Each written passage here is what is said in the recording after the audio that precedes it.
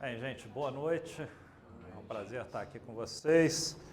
Eu vou ser o professor de vocês aqui no curso da Cecília Menon de Microeconomia e Estatística. Hoje a gente vai fazer um workshop, né, similar aos que já tiveram, sobre microeconomia e estatística. Vou começar falando um pouco sobre mim. Deixa eu só mudar aqui essa página. Meu e-mail ali está disponível, esse é o e-mail que eu mais uso. Tem um e-mail também da UNB, sou professor da UNB, mas esse é mais fácil. Meu telefone.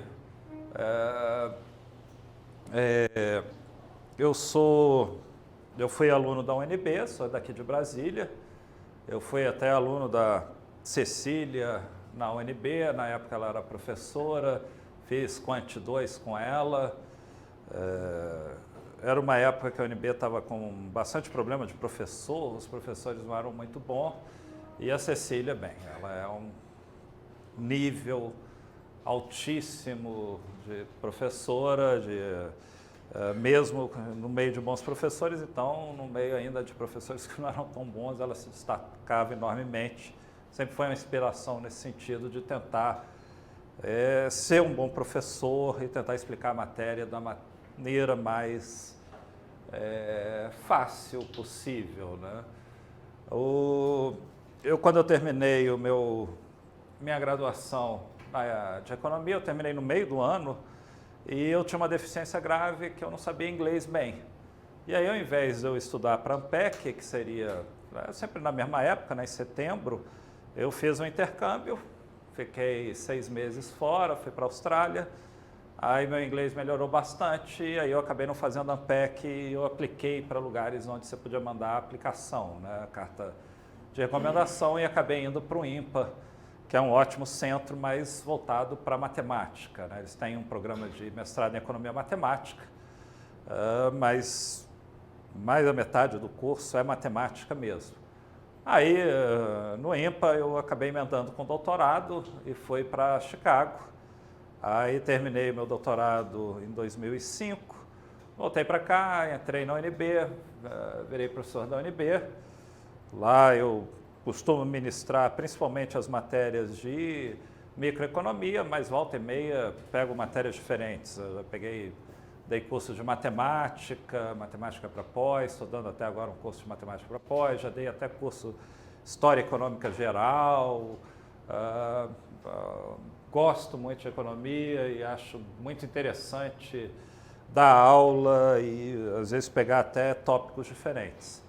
Eu já estou aqui no cursinho dando aula já há algum tempo, então eu tenho bastante experiência para essa aula que é voltada para a ANPEC, né? Então é bem objetiva para a ANPEC. E falando um pouco nesse sentido das aulas, uma das coisas que eu acabei desenvolvendo ao longo desses anos são notas de aula que vocês, quem entrar no curso, vai estar recebendo sempre. Nessas notas de aula, elas separam toda a teoria que é necessária. Então, notas de aula de microeconomia tem toda a teoria enxugada, enxuta, sem ser longa, mais autocontida, tentando ser bem autocontida, sucinta e sempre também indicando os exercícios da ANPEC desde 1990, na verdade. Tenho pego os exercícios mais antigos, apesar de que muitos deles não vale muito a pena fazer porque são bem diferentes, mas está tudo lá como esse guia para estudar, né? E eu sempre dou aula com slides, os slides seguindo essas notas de aula. E aí a ideia sempre da minha aula é fazer essa interseção de aprender a teoria para você ter a base, para aí a gente fazer os exercícios e fazer exercício e fazer exercício.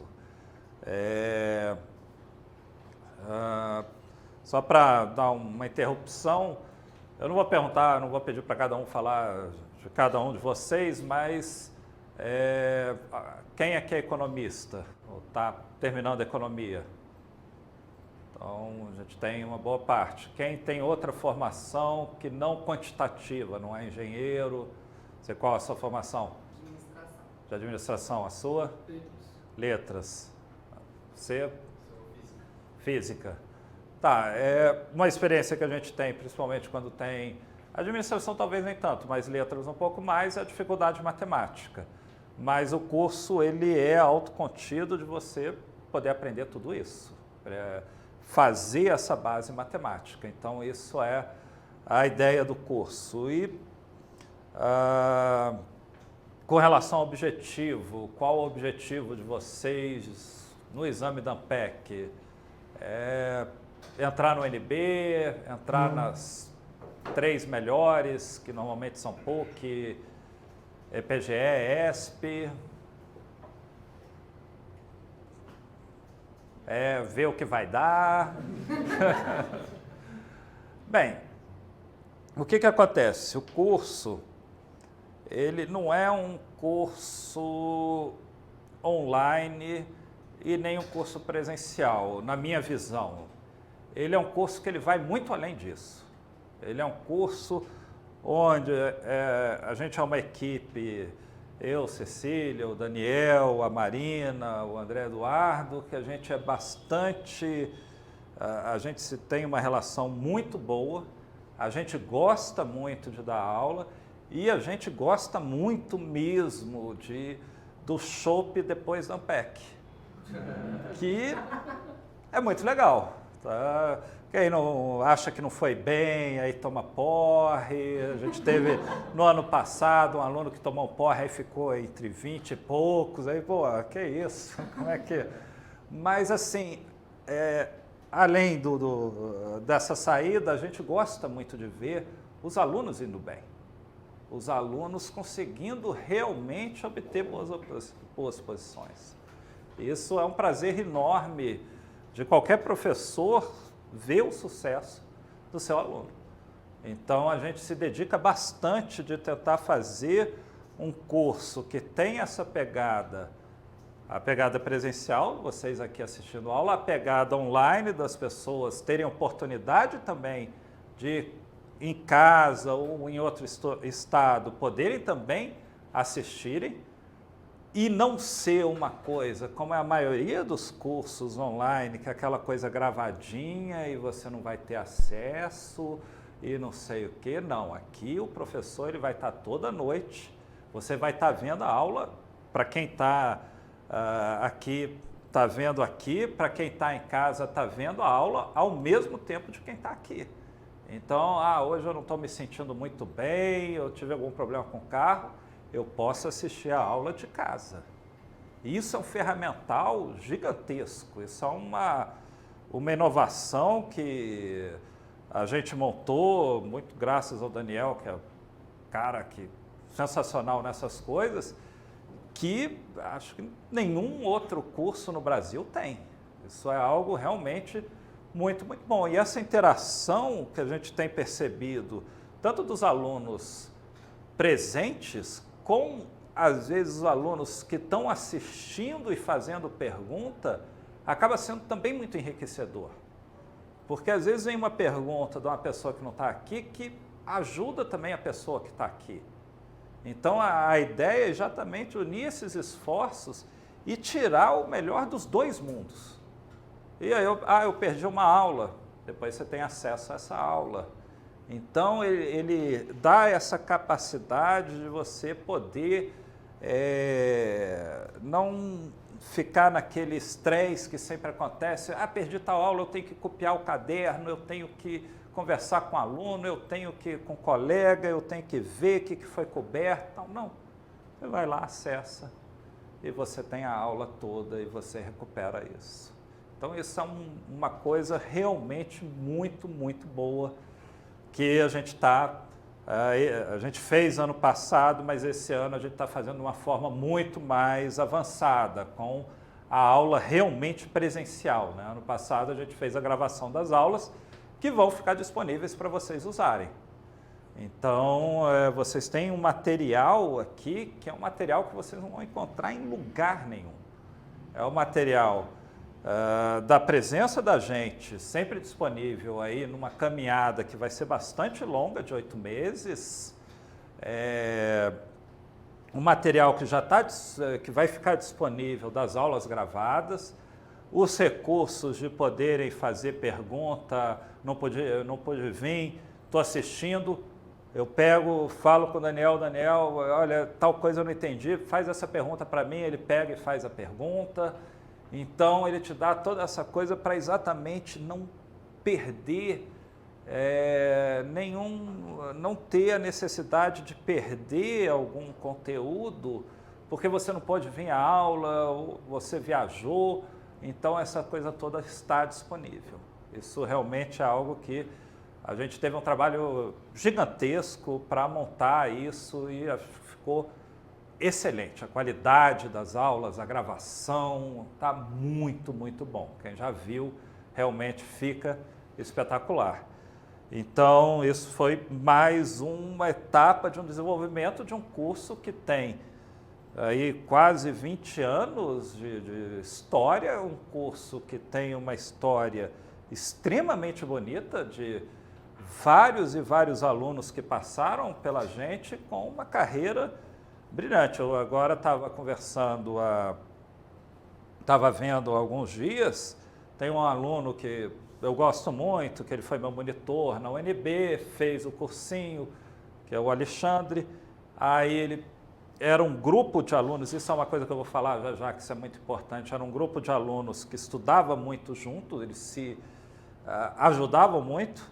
Aí ele foi muito bem, a maioria desses alunos foram para a IPGE, né, no Rio de Janeiro, o mestrado da Fundação Getúlio Vargas do Rio.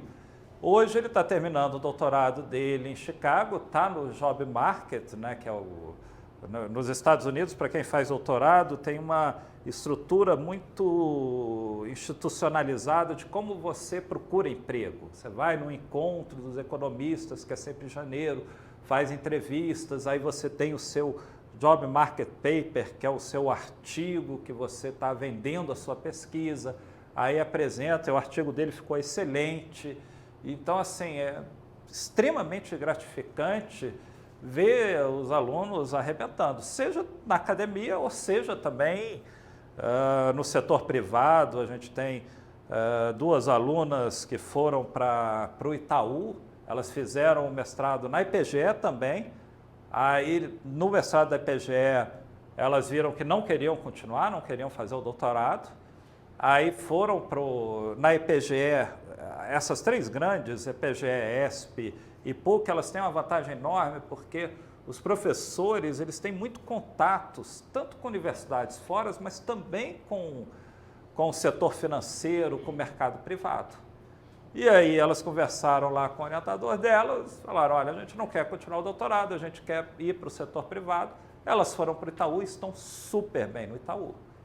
Então, e também vários funcionários do Banco Central que alavancaram muito a carreira deles ao fazer o cursinho e se preparar bem, ir bem no mestrado, conseguir uma boa colocação no mestrado. Então, isso para a gente é uma motivação gigantesca, realmente ver esse crescimento, e a gente nota isso muito bem ao longo desses 8 meses. A gente vai vendo que o curso ele dá todas as condições de você ficar entre os 10 primeiros.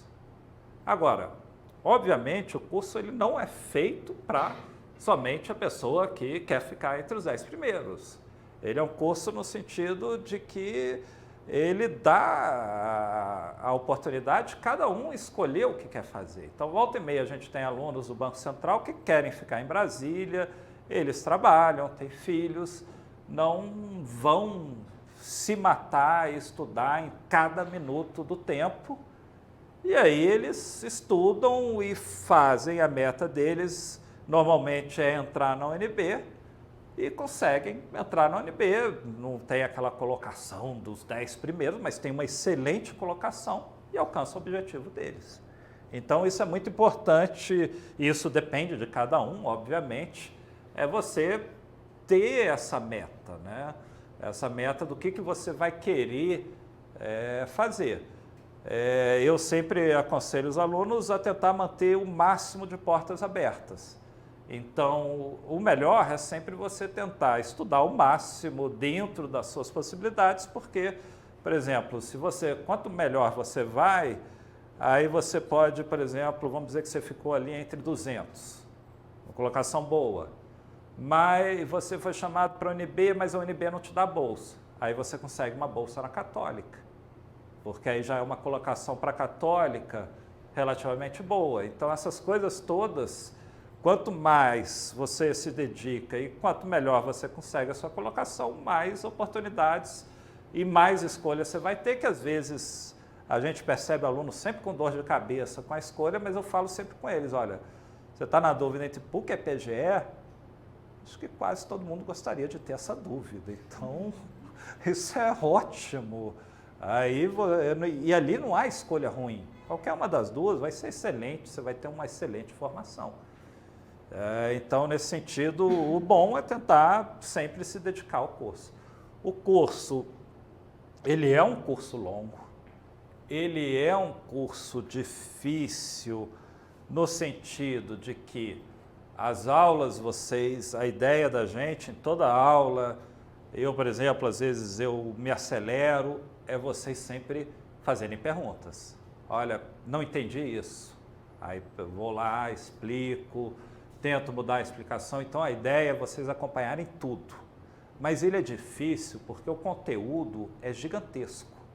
Ele é um conteúdo que é praticamente uma graduação de economia sem a parte de história, história de pensamento econômico. Ela tem, a Ampec hoje em dia cobra tudo de macro, cobra tudo de micro que a gente vê na graduação, ou quase tudo, cobra muita coisa de estatística e econometria, séries de tempo, ela cobra na parte brasileira bastante coisa.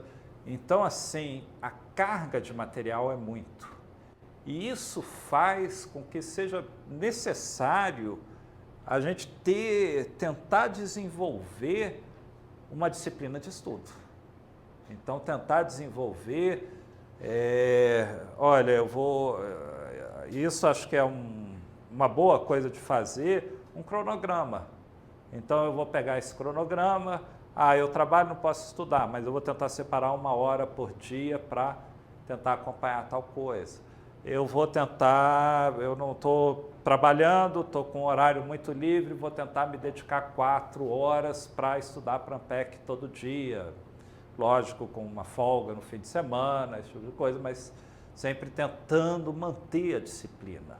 Isso é super importante e isso exige muito mais do que a gente pensa, porque uma das experiências que a gente tem aqui é que esse fato do curso ser longo, serem esses 7, 8 meses, daqui a 3 meses já está todo mundo meio assim, meu Deus do céu, estou exausto, eu já não aguento mais.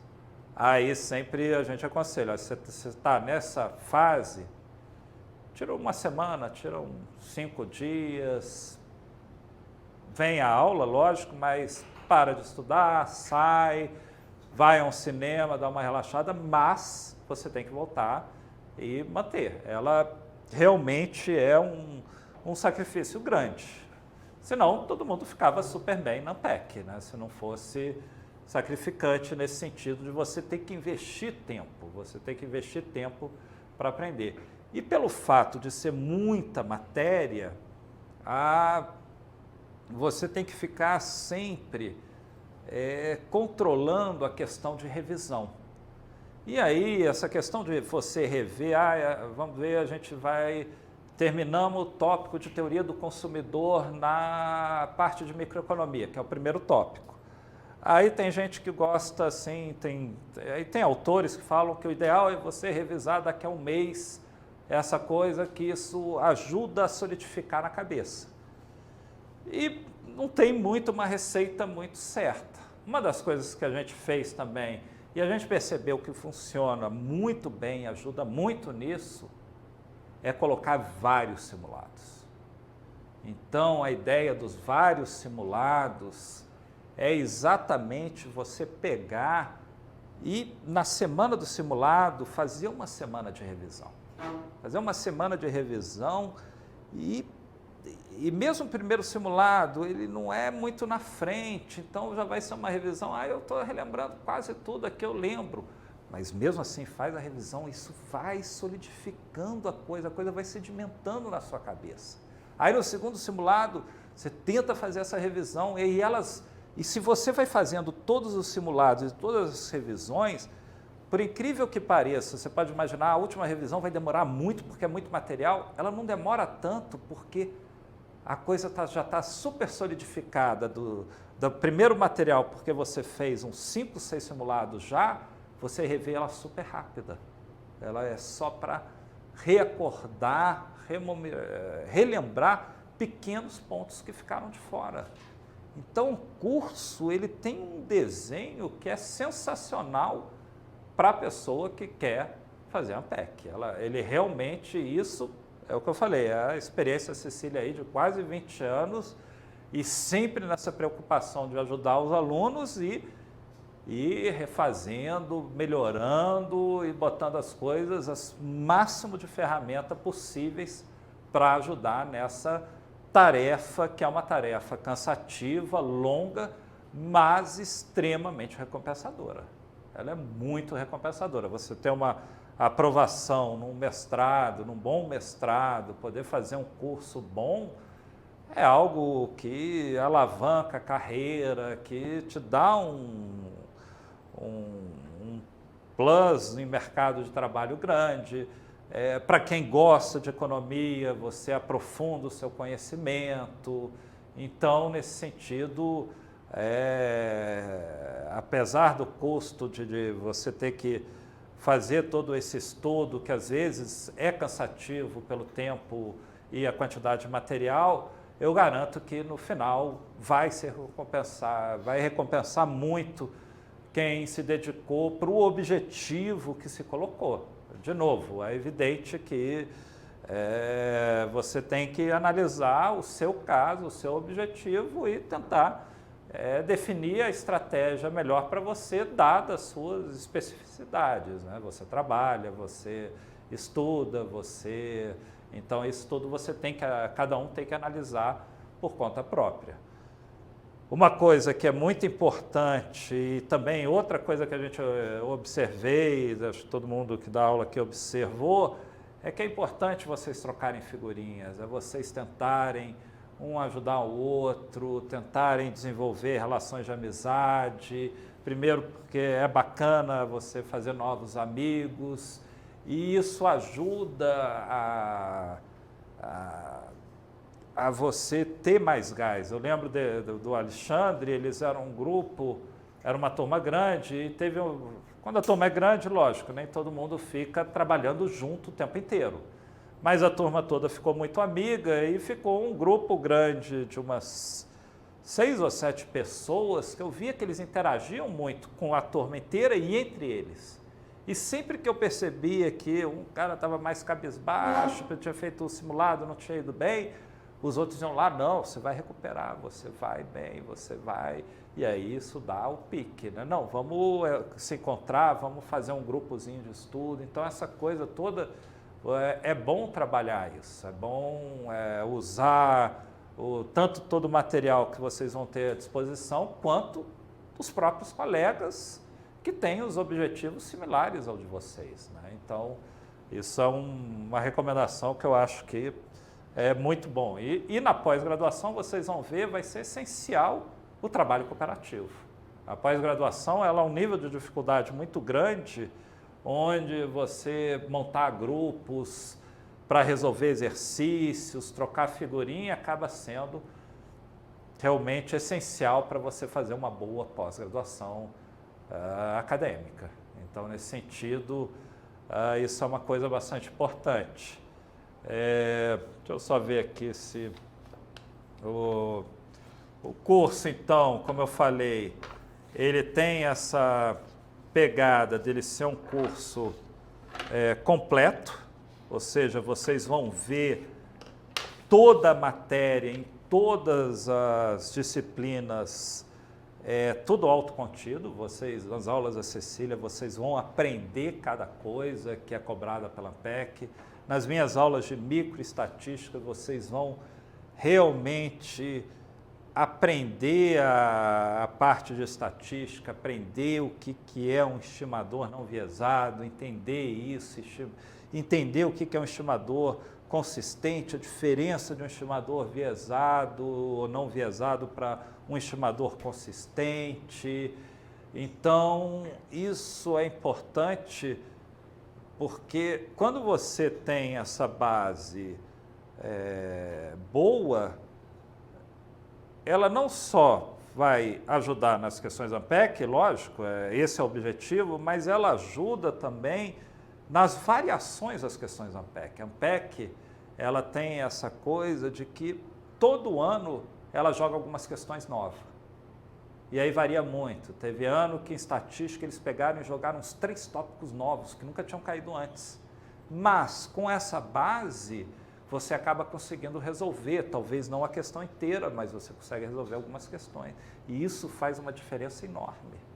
Então, a ideia é realmente desenvolver o raciocínio. Não é só ficar fazendo exercício, exercício, exercício. É ficar fazendo exercício, exercício, exercício, mas tendo compreendido a matéria. Tendo entendido de fato por que essa é a solução. Por que num problema do consumidor eu chego na demanda por meio dessa forma.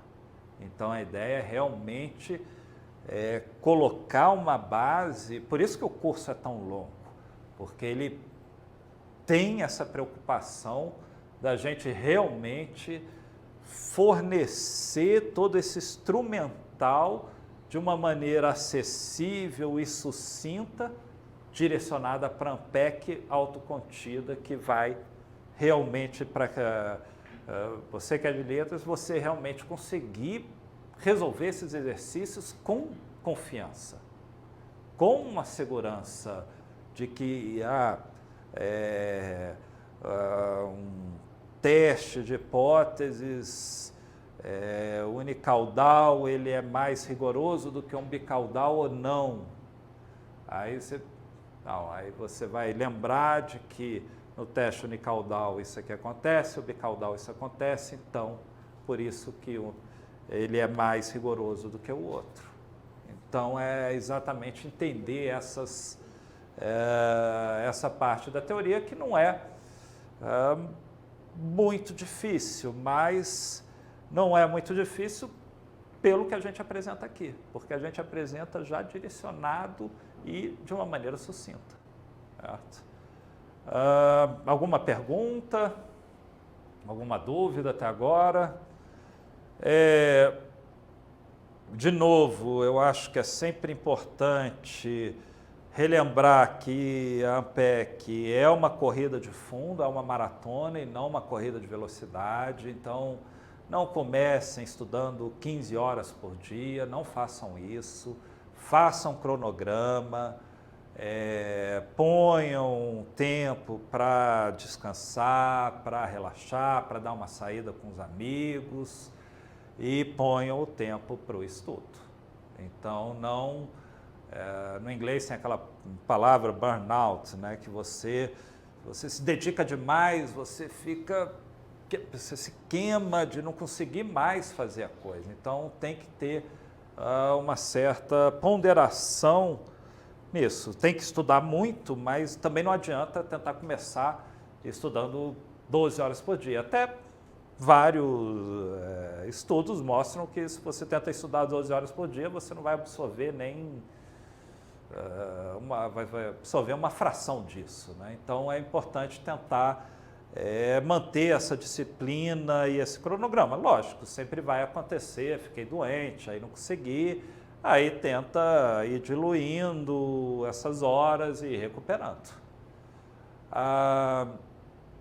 Com relação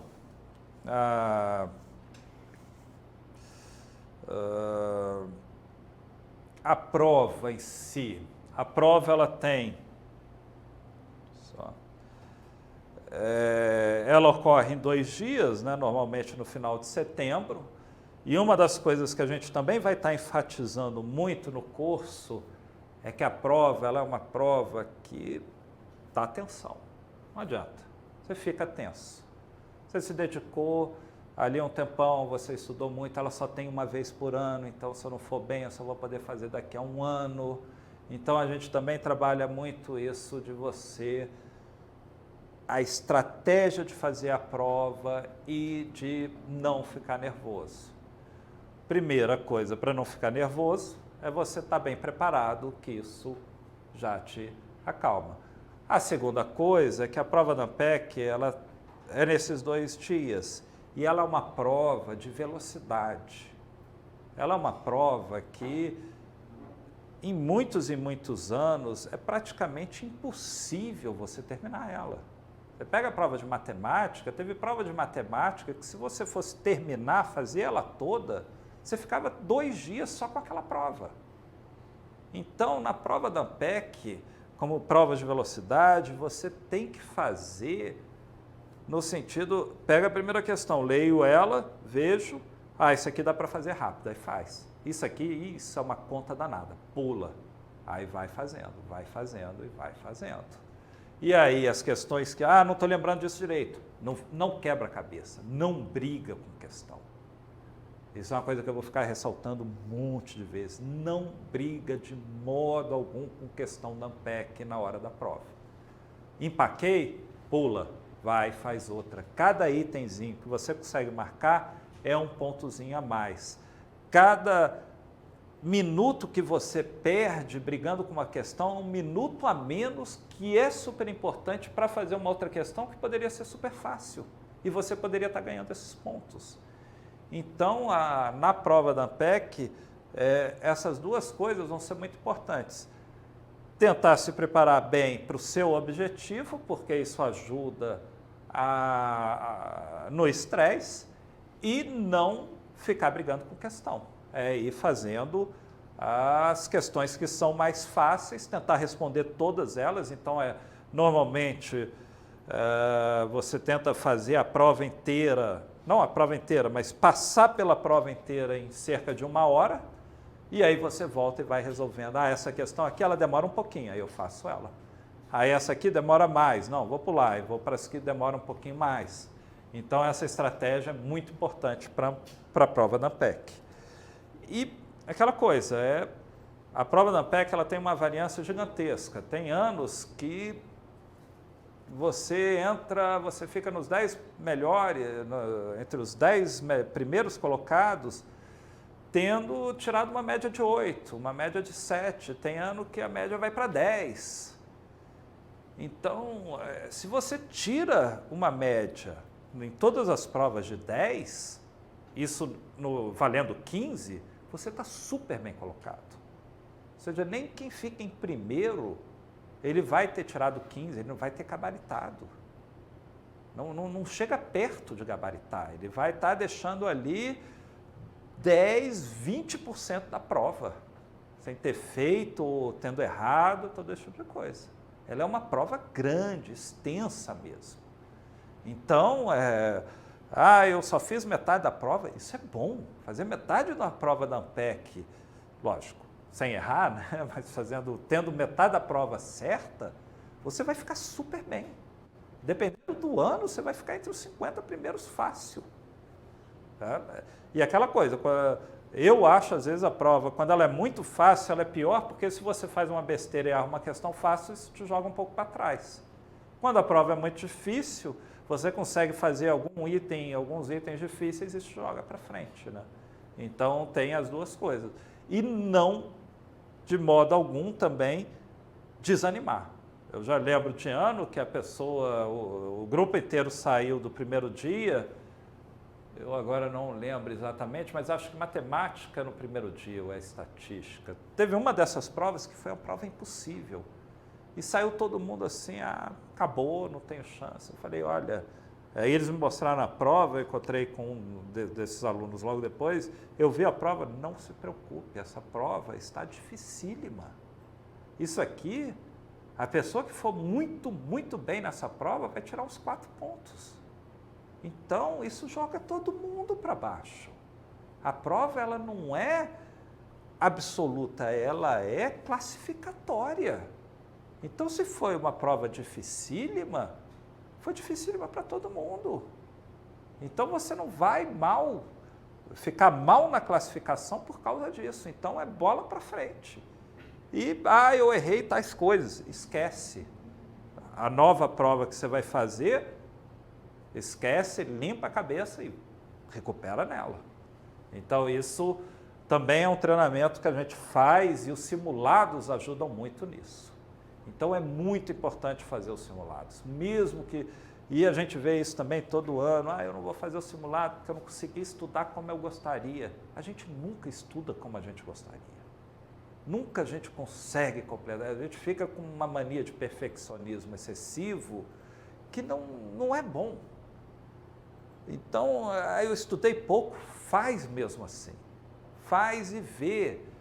Que aí isso vai apontar, isso vai te treinar para a prova da ANPEC, isso vai te ajudar nessa coisa de controlar nervosismo, isso vai te ajudar a ver onde você tem que se dedicar mais, que coisas você está, que assuntos você não está tão ruim, que assuntos você está ruim, que assuntos você está bom. Então, todos os simulados eu recomendo fortemente fazer. Não deu para vir aqui? Faz online. É a vantagem do curso ser essa nova modalidade que não existe, que é um curso online, ao vivo, com todas essas ferramentas. Aproveitem isso. Não deixem de fazer um simulado. Eu não posso vir porque no sábado de manhã eu tenho um compromisso. Combina e faz em um outro horário. E pega e faz ele. E faz mesmo. Se você fizer em casa, faz no cronômetro. Faz tal, sem consulta, sem nada, para você treinar para a ANPEC, para você realmente ir treinando e a prova, ela te dá esse guia de onde você tem que melhorar mais, onde você tem que talvez não se dedicar tanto nas revisões, porque já está bem solidificado, ele te dá todos esses guias em todas essas matérias. Então, a questão do simulado é extremamente importante por todas essas coisas e pela revisão também. Ela vai fazendo as revisões e vai solidificando cada vez mais o conhecimento. A gente tem os alunos que vão super bem, a gente percebe que são alunos que fazem os simulados, a correlação de você ir bem e fazer o simulado é muito alta, porque a gente teve aluno que ficou, acho que 4º ou 5º na ANPEC, que teve simulado, que ele ficou ali em antepenúltimo. Teve um simulado que ele foi super mal. E aí ele, estou com vários problemas aqui, vacilei, não consegui estudar durante esse período, ele correu atrás e recuperou. Então, essa sinalização dos simulados é bastante importante. Isso, e tem muito simulado exatamente para ir treinando para a prova e para ir solidificando o conhecimento e ajudando nessa disciplina das revisões. Então, a ideia toda dos simulados é essa. E os simulados, como eles são ao longo do tempo, o primeiro simulado ele vai ter bem menos matéria. Então, ele é tranquilo, bem mais tranquilo de estudar, porque você não vai ter tanta matéria. E aí, você estudando para ele, no segundo simulado, que vai ter a matéria do primeiro simulado e a matéria entre o primeiro e o segundo, a matéria do primeiro simulado, como você já fez essa revisão, isso já ajuda pra caramba, eu vou fazer essa revisão bem mais rápido, vou dedicar mais para a revisão do novo conteúdo.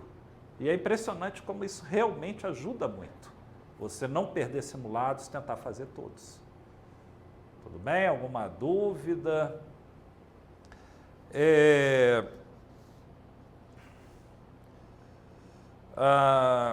Uma coisa que a gente vai ver ao longo do curso, e eu vou tentar enfatizar isso bastante, a ANPEC ela muda muito de ano para ano. mas costuma ter um corpo de questões que cai muito. Por exemplo, vou pegar um tópico do final da parte de estatística e econometria, que é série de tempo. As questões de série de tempo, teve, sei lá, 3 anos atrás, caiu sobre causalidade de Granger. Um assunto que nunca tinha caído, meio complicado, meio difícil. Mas, se você olhar para as questões, você teria que calcular, mas vou chutar ali entre 60% e 70% delas são sempre da mesma forma. Então, nessas questões, eu vou resolver elas e eu vou passar elas para vocês resolverem. E essas questões é muito importante resolver, porque são as questões que, se você pegar todas as provas ANPEC, matemática, micro, estatística, vocês vão, de cada ano, vocês, pelo menos os últimos, porque como ela mudou muito, né, as provas, mas pegar dos últimos 10 anos, vocês vão conseguir ver que nessas provas, de metade, pelo menos microestatística eu posso dizer, com bastante segurança, metade a 70% são essas questõezinhas.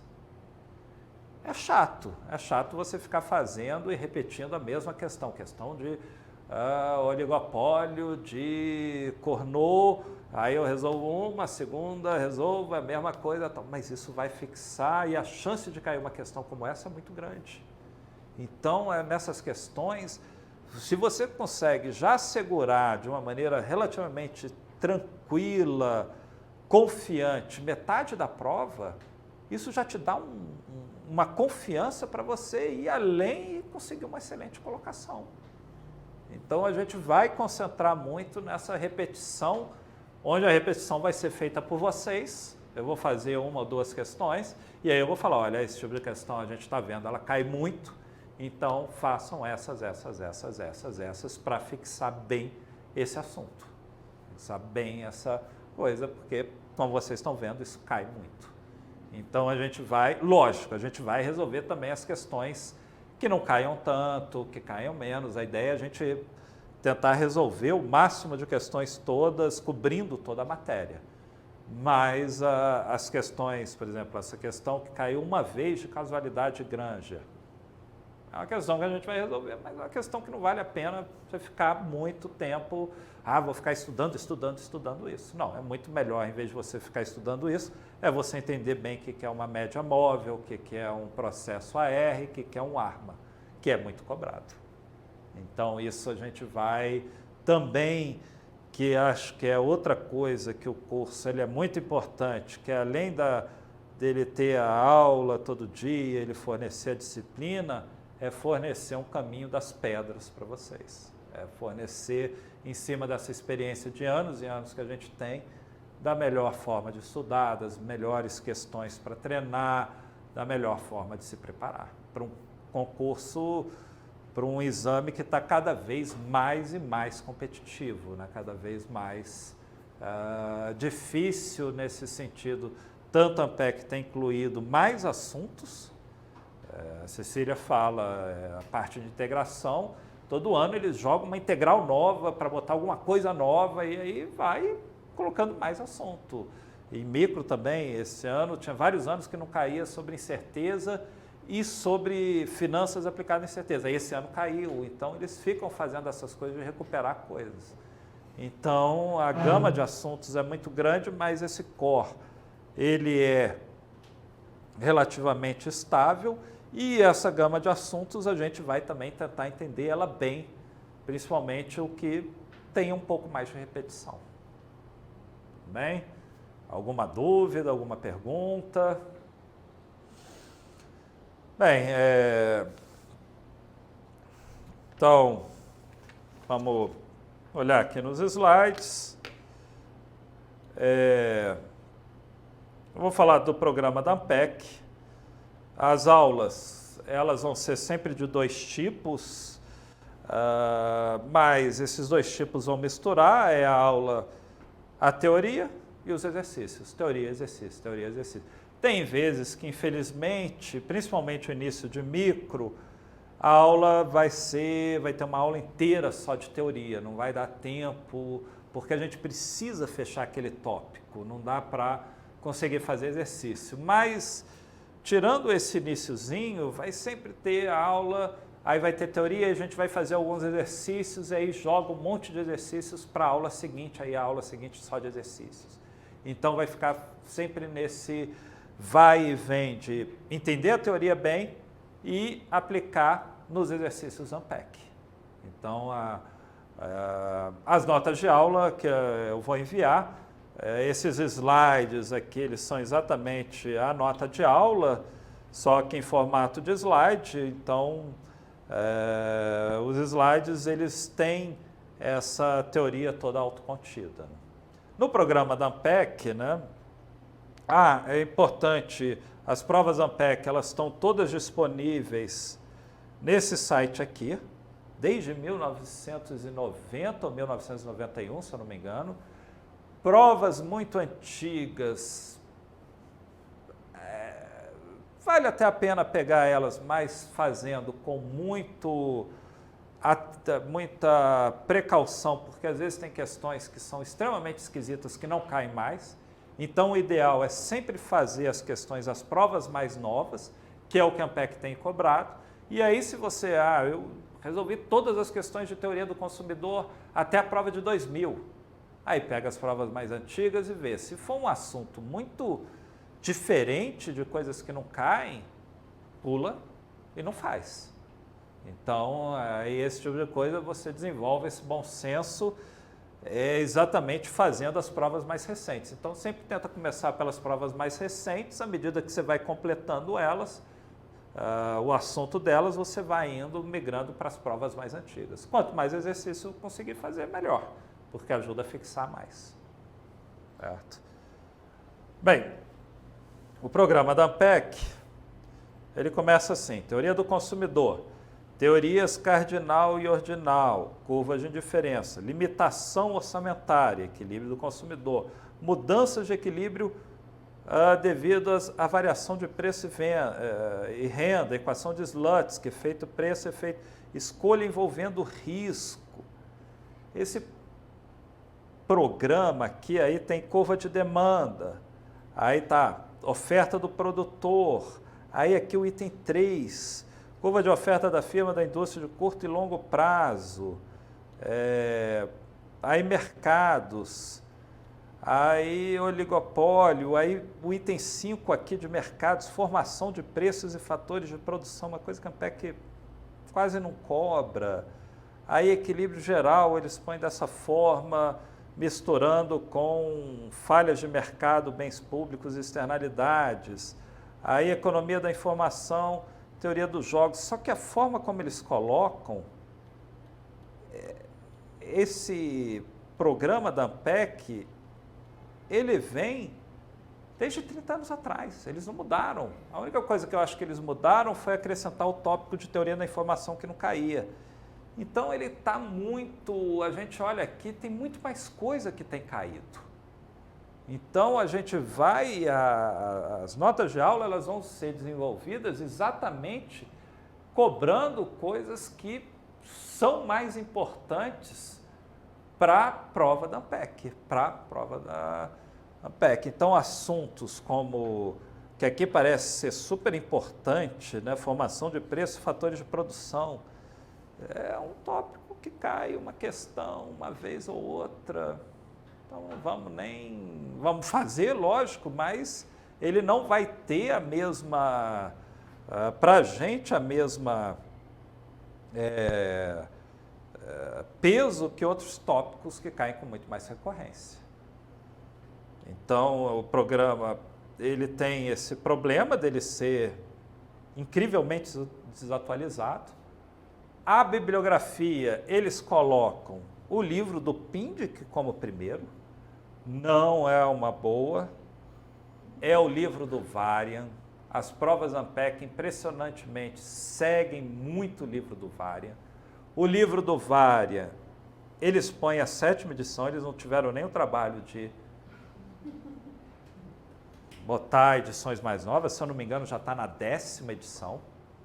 Então, é incrível a Ampec fazer essas coisas, mas são coisas de Ampec, a gente vai ver várias idiosincrasias da Ampec. Ele é o livro onde todo o assunto que vai cair é tirado desse livro. Só o que acontece? O livro do Varian, ele é um livro que ele tem uma intuição ótima, é uma leitura que é fácil, rápida, só que matematicamente ele fica aquém do que o Ampec exige. Então, as notas de aula, elas vão fazer essa ponte de formalizar o material no nível que a Ampec cobra, com cálculo, com derivação, usando o método de Lagrange em certos casos, tudo isso. Para quem não tem formação de economista, o seu caso, eu recomendo muito pegar a nota de aula e na nota de aula você vai ver que no final eu recomendo lá, eu ponho sempre os exercícios tal, e eu ponho no final, olha, isso aqui está relacionado ao capítulo 1, 2, 3 do Varian. E vale a pena ler, porque eu sei que tem muita coisa para estudar, mas a leitura do Varian é uma leitura que você faz cada capítulo em meia hora, porque não tem matemática e ele ajuda na intuição. Então, nesse sentido, esse é uma boa referência. O livro do Gibbons é um livro só sobre teoria dos jogos, ele só recomenda o capítulo 1 e 2, não vale a pena, não precisa se preocupar. O livro do Nixon, que aqui está citado como a 7ª edição, mas ele já está na 9ª edição e tem um novo coautor, que é o Snyder. Ele é um bom livro, no sentido de que ele é mais no nível do que a Ampec cobra, e nos últimos anos eu reparei que a Ampec tem tirado algumas questões desse livro. Mas, de novo, não vale a pena, começa a ficar muita coisa. Eu recomendo só usar as notas de aula, porque as notas de aula fazem um apanhado, tanto do Varian, formalizando no nível que a Ampec cobra, e também pega as coisas que estão no Nixon que a Ampec usa. Então, a nota de aula ela é contida, autocontida, para exatamente poupar o tempo de vocês, de não ficar tendo que ler esses livros todos e perdido nesse tipo de coisa. Num exame tão grande, uma das coisas mais fáceis é a gente perder o foco e aí isso estressa a gente. Então, a ideia é fornecer esse material para ficar extremamente focado e ele ser uma leitura já suficiente para a Ampec. Evidentemente, quer pegar o Varian para desenvolver melhor a intuição, ok, mas não precisa muito mais do que isso, certo?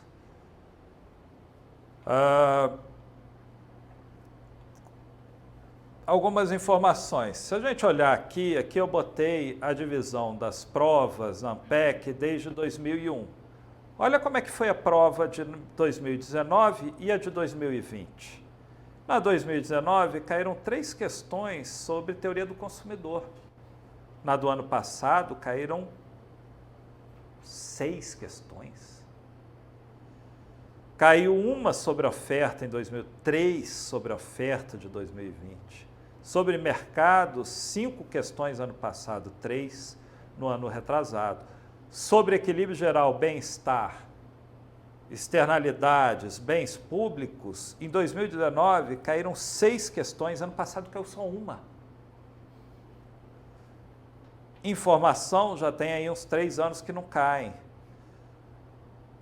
Jogos sempre cai pelo menos uma questão. No ano retrasado e no ano anterior ao ano retrasado caíram 2.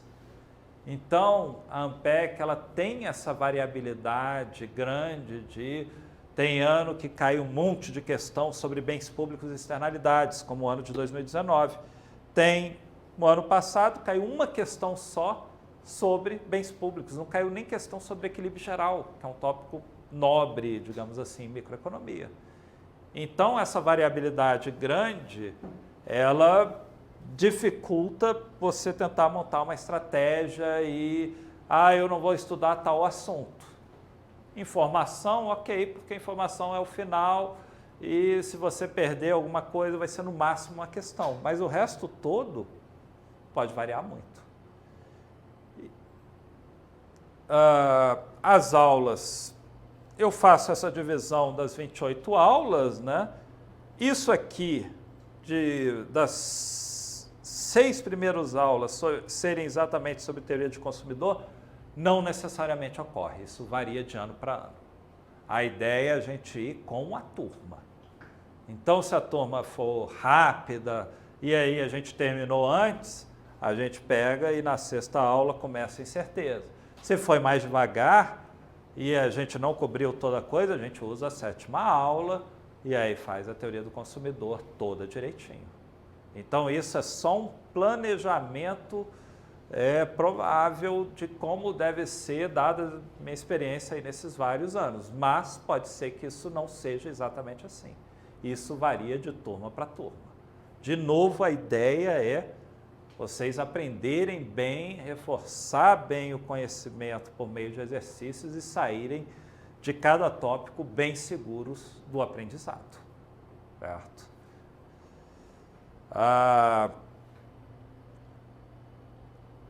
As notas de aula são divididas, primeiro, teoria do consumidor, que são as notas de aula 1 e 2. Nessa parte, a gente passa ali, vocês viram, das 28 aulas, a gente fica umas 6 aulas, né? Mais de 1/5 do tempo para um tópico só, de vários tópicos que tem, mas é porque isso é a base. A teoria do consumidor, junto da teoria da firma, ela é a base de todo o resto. Então, se a gente vê bem a teoria do consumidor, a parte de equilíbrio geral a gente vê rapidamente.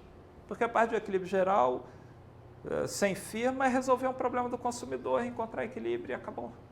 A parte de monopólio é resolver um problema da firma. Então, se você viu bem a teoria da firma, isso tudo fica fácil. Então, o curso de micro, ele tem uma estrutura muito bem encadeada, onde esses 4 primeiros tópicos, teoria do consumidor, escolha sob incerteza, ele é um tópico isolado, então ele não influencia ou não serve de base para o que vem depois, mas, apesar de vários anos, ele não está caindo. Ano passado caíram 2 questões sobre isso, já há alguns anos que não caía, mas ele é um tópico que, pelo menos, ele não te prejudica nos outros.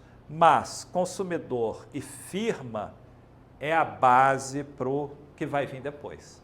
Teoria dos jogos é uma ferramenta que ajuda na parte de oligopólio, que é a nota de aula 6, ajuda a entender, mas não é estritamente necessário, mas sempre cai 1 a 2 questões, e são relativamente fáceis, a gente vai resolver uma agorinha. Então, é relativamente fácil essas questões.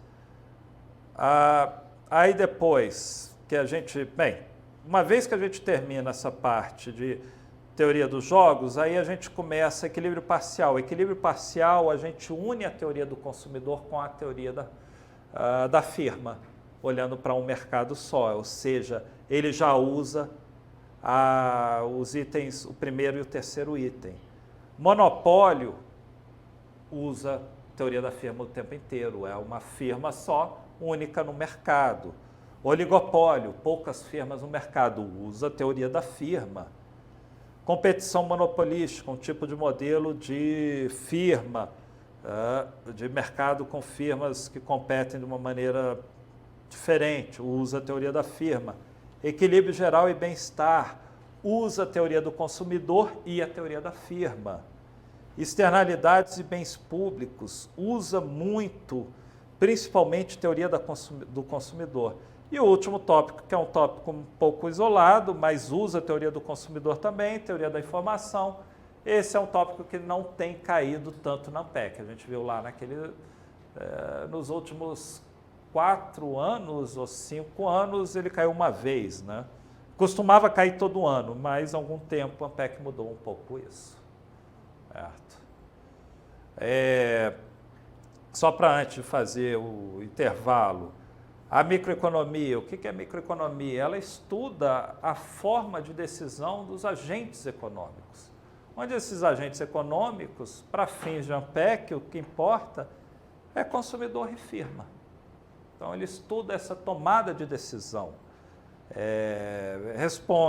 Serve para responder um monte de questões, analisar o efeito de um aumento de um imposto no mercado. Tem questões ANPEC de equilíbrio parcial que é exatamente isso. Olha, introduz um imposto nesse mercado.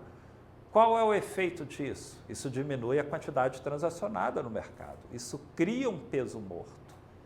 Então, essas coisas todas, o efeito do monopólio, a gente vai ver isso na parte de monopólio.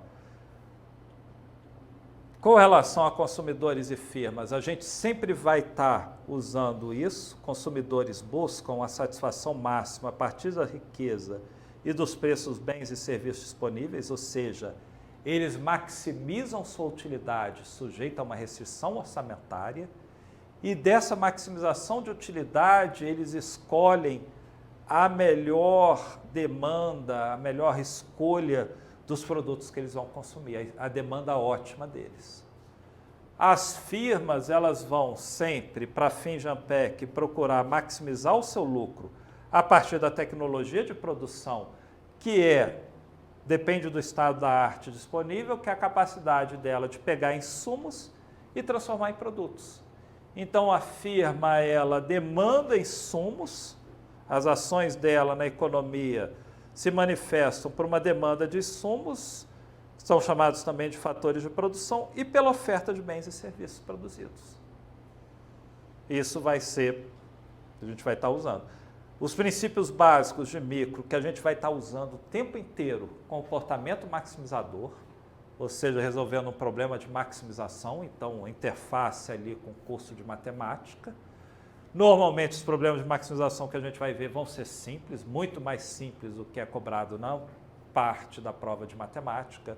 É usar um lagrangiano, simples e não tem muita dificuldade, nunca cai condições de segunda ordem, que é bem mais simples do que é cobrado na prova de matemática. Mas a gente está usando isso o tempo todo. E a noção de equilíbrio. Olha, você tem a demanda de mercado de um bem, você tem a oferta, o preço faz com que demanda iguale a oferta. A gente vai estar usando isso o tempo inteiro também. E esses princípios, eles usam a ideia de racionalidade. A gente vai estar assumindo que os nossos agentes econômicos são sempre racionais. Eles sempre se comportam de maneira a alcançar o objetivo deles. Então, se eles querem maximizar a utilidade, a demanda ótima deles é exatamente a melhor escolha de consumo que maximiza a sua utilidade. Essa é a ideia. A gente tem a parte de falhas de mercado, que impedem que o mercado seja eficiente. Na parte de equilíbrio geral, a gente vê no modelo limpinho, no sentido de não ter nenhuma falha de mercado, o equilíbrio de mercado ele é eficiente no sentido econômico que a gente vai ver, e essas falhas de mercado impedem que o equilíbrio de mercado seja eficiente. As falhas de mercado que a ANPEC cobra, a gente coloca como poder de mercado que engloba monopólio, oligopólio, competição monopolística, externalidades, bens públicos, informação imperfeita. Essas três primeiras aqui caem muito na ANPEC.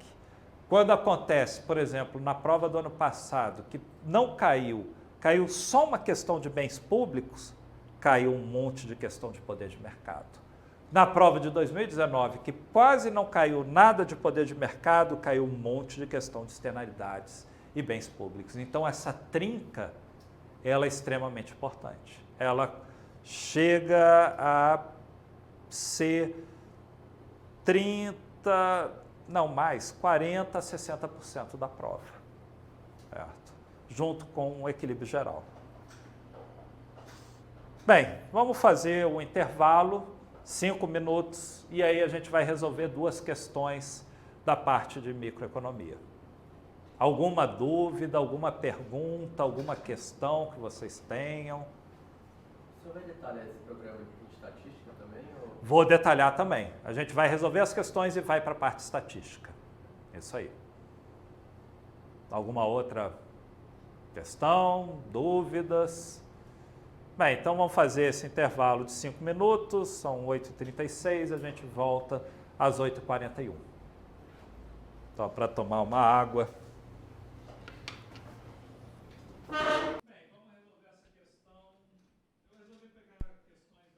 não da prova do ano passado, do ano retrasado, porque eu acho que essas questões elas estão... tinha mais exemplos de questões típicas Ampec boas. Essa é uma questão que eu sempre dava a ideia dela, ela saiu um pouquinho da caixinha de uma questão que é muito cobrada na Ampec, que é a questão de Cournot, do opólio de Cournot. Só que aqui eles botaram 3 firmas. Foi a primeira vez que cobrou com 3 firmas. Mas a ideia é a mesma. E todo mundo que fez a prova esse ano conseguiu e fez o cursinho, fez essa questão sem problema nenhum. Então, o que ele fala? Né? Um triopólio de Cournot, ou seja, é uma estrutura de mercado que tem 3 firmas somente produzindo esse bem. As funções de custos da firma são C1 igual a 10Q1, né? Vou fazer aqui que fica mais fácil, C2 igual a 10Q2 e C3 igual a Q3 ao quadrado. A demanda agregada, a demanda de mercado é dada por essa função, P de Q igual a 20 menos Q, e Q é a produção total.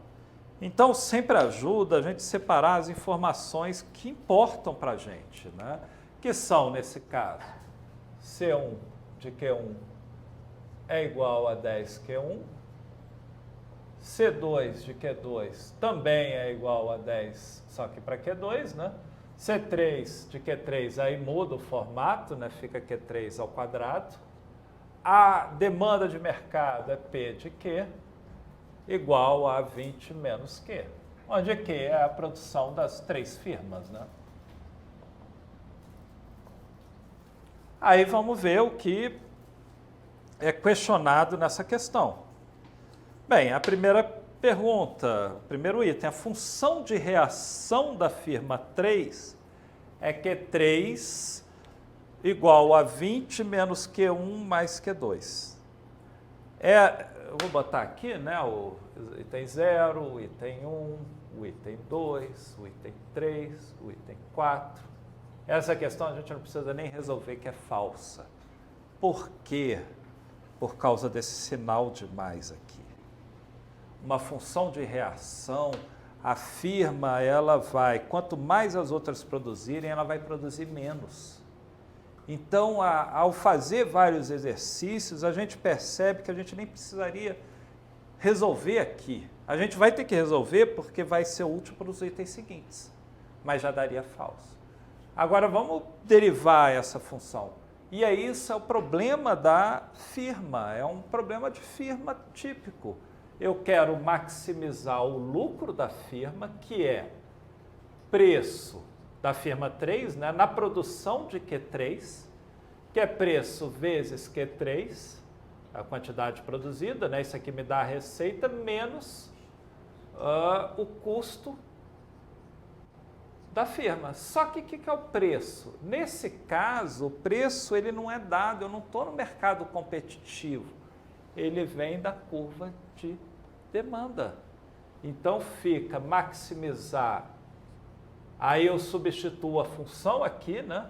20 menos o que? Q1 menos Q2 menos Q3 vezes Q3 menos Q3 ao quadrado. Um problema de maximização, sem restrição, super fácil. A condição de primeira ordem, né, chamada de condição de primeira ordem, porque é da derivada de primeira ordem dessa função, condição porque eu igualo a 0 para encontrar a resposta. Se eu derivo isso com relação a Q3, vai ficar 20 menos Q1 menos Q2. Aqui fica Q3 ao quadrado, né? Então menos 2Q3 menos 2Q3 igual a 0. Então a gente encontra que 4Q3 é igual a 20 menos Q1 menos Q2, Q3 é igual a 5 menos, vou botar como está lá, né? 20 menos Q1 menos Q2 sobre 4.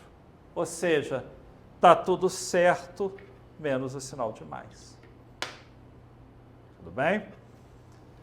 O item 2. Se a firma 2 conjectura que as firmas 1 e 3 produzirão, respectivamente, Q1 igual a 1 e Q3 igual a 3, então a firma 2 reagirá produzindo Q2.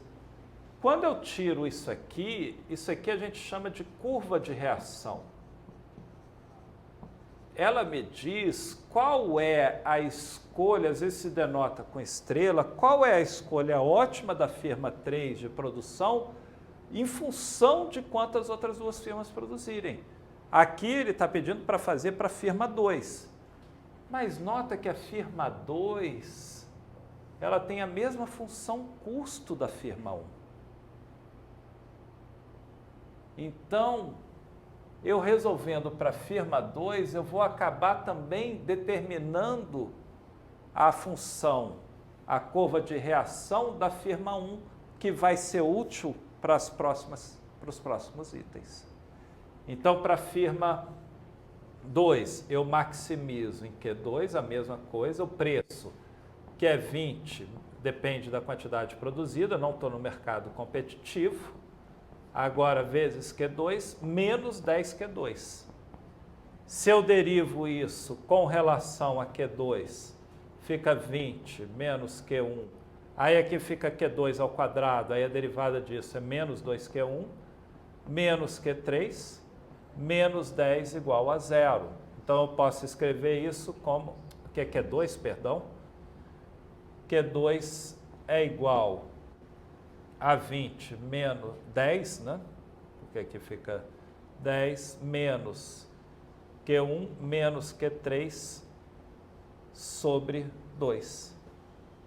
Nota que, pelo que eu falei, eu posso também já inferir que a curva de reação da firma 1 vai ser análogo a isso. Vai ser igual a 10. Só que em vez de estar Q1, vai ficar menos Q2 menos Q3 dividido por 2. Isso é uma coisa que a gente pega exatamente fazendo exercícios. Poupa tempo, é uma prova de velocidade, a gente não pode perder tempo. Aí, bem, ele fala que a firma 1 produz uma unidade, a firma 3 produz 3, aí eu só jogo aqui, vai ficar 10 menos 1 menos 3 dividido por 2, isso me dá 6 dividido por 2, ela produz 3 unidades. Está dizendo que produz 2, falso. Nesse caso, a melhor escolha dela é produzir 3 unidades. Aí o item seguinte, o preço de equilíbrio de Cournot é P estrela igual a 8. Como é que eu acho esse preço aqui? Eu tenho um sistema de equações, então se eu pego aqui essa condição de primeira ordem, eu vou escrever ela como está aqui, vou botar assim, Q1 mais Q2 menos 4 Q3 é igual a 20. Aí se eu pego essa aqui, isso aqui vai ficar Q1 mais, opa, tem um sinal,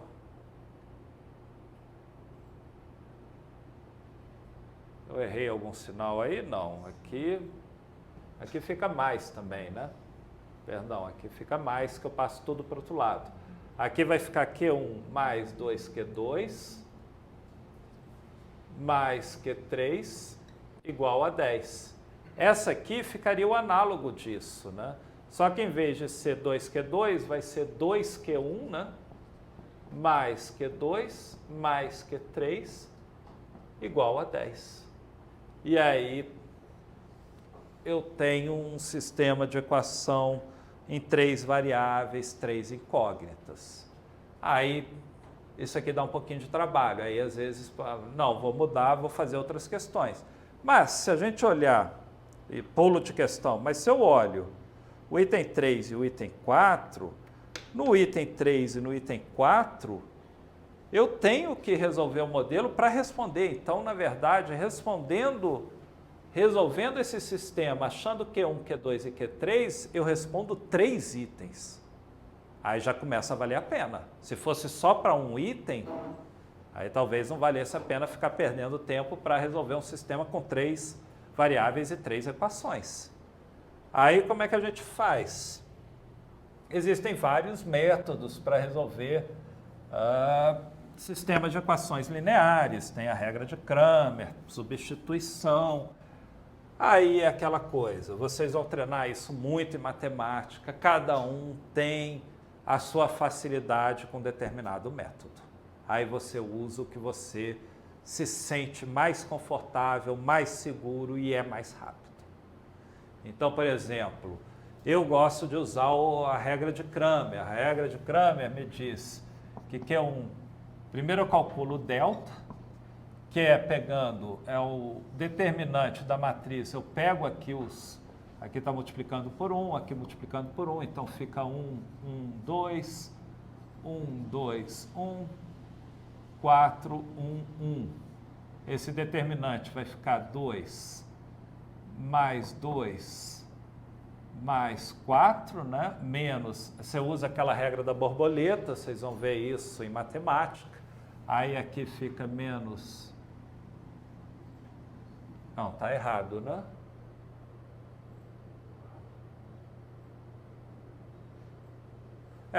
Vai ficar menos 8, aí menos 1, menos 1. Então isso aqui fica igual a menos 2. Aí se eu quiser achar o Q1, ele vai ser igual ao determinante aqui com 20, 10, 10. Eu substituo esses aqui pelos números ali. 1, 2, 1, 4, 1, 1 e aqui menos 2. Se eu calculo esse determinante, vai ficar 40 mais 40. Na verdade, não é. Aonde que é 16? Desculpa. É menos 16, perdão. Obrigado. Esse tipo de erro é que não pode cometer, não, PEC. Isso aqui é... Por isso que às vezes dar uma paradinha, uma respirada, não fazer muito rápido também é importante. Professor, Diga. você poderia ver que a curva da 1 e 2 são iguais, e aí você pode igualar Q1 a Q2.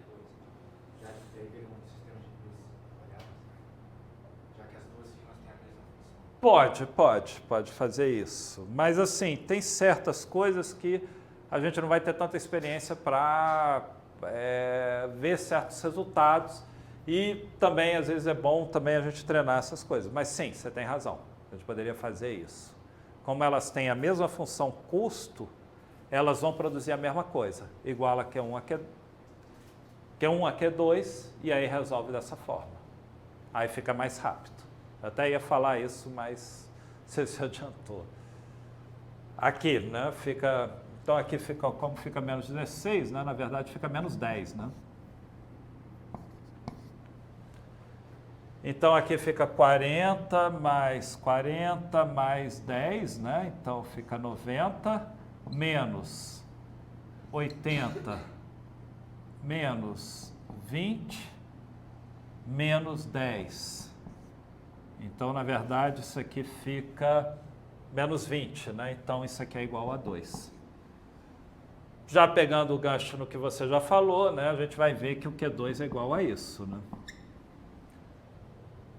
A gente então poderia ter substituído e ficado só com duas equações, né? Ficaria bem mais fácil.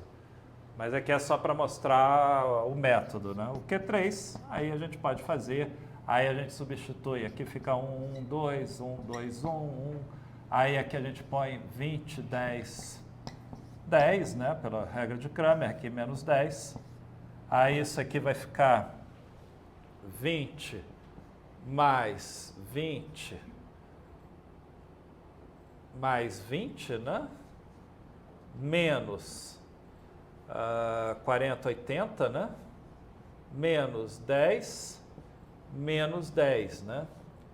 Então, esse aqui eu posso cortar com esse, fica igual a 4, né? Então, eu tenho que a solução, eu tenho Q1 igual a 2, que é igual a Q2, Q3 é igual a 4. E aí, como é que eu acho o preço? Opa, eu vou para a minha função de demanda. O preço, então, o Q total, ele fica igual a 8, né? Porque é 2 mais 2 mais 4. Então, fica 20 menos 8. que é igual a 12. Falso o item 2. Aí o item 3, ele botou uma coisa que acho que ele nunca cobrou muito poucas vezes, esse índice de Richman e Riefenstahl, que é um índice de concentração de mercado. Mas ele explica o que é para fazer. Olha, calcula aquelas frações ali, SI. Então, deixa eu apagar ali em cima. Deixa eu apagar só essa parte aqui, que já vai... Isso aqui também a gente já pode apagar, que não vai usar mais. O S1, ele vai ser igual ao S2, que é 2 sobre 8, que é igual a 1/4, né? Ou seja, a firma 1 e 2 produzem 25% do total. O SS é um share, uma fração. O S3 é igual, bem, a 4 sobre 8 é igual a meio. Então, S1 ao quadrado é igual a S2 ao quadrado, que é 1 sobre 16, né? O S3 ao quadrado é igual a 1/4. E ele está pedindo para calcular essa soma e ver se isso dá 0,375. S1 ao quadrado mais S2 ao quadrado mais S3 ao quadrado é igual a 1 sobre 16 mais 1 sobre 16. Se eu ponho já isso no mesmo denominador, fica 4 sobre 16. Isso me dá 6 sobre 16, que é 3 sobre 8, que é 0,375. Então, verdadeiro. Isso é uma coisa que vocês vão desenvolver pelo fato da Ampec não permitir Ampec, calculadora. Então, a gente tem que desenvolver essa coisa de, já põe aqui na mesma base, já soma e já aprende a fazer essas divisões rápidas. Porque realmente não usar a calculadora, volta e meia a gente tem que usar. Finalmente, no equilíbrio de Cournot, elasticidade, preço da demanda. Opa, e ele jogou uma coisa da teoria do consumidor. O que é a elasticidade de preço da demanda?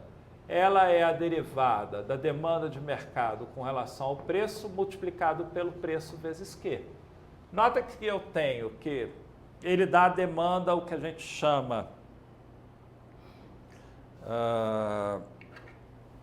em economia, ele dá a demanda inversa. Mas se eu faço a inversa, eu tenho a função de demanda direta. Nota que a derivada disso com relação a P é igual a menos 1.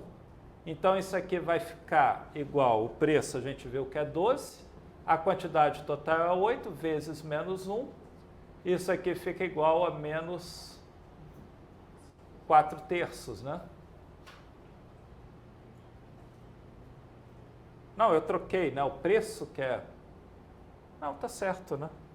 O preço que é 12 e a quantidade que é 8, né? Como é que é? Isso, dividido por... Então fica 3 meios. Menos 3 meios, que é igual a menos 1,5. Ele fala que é...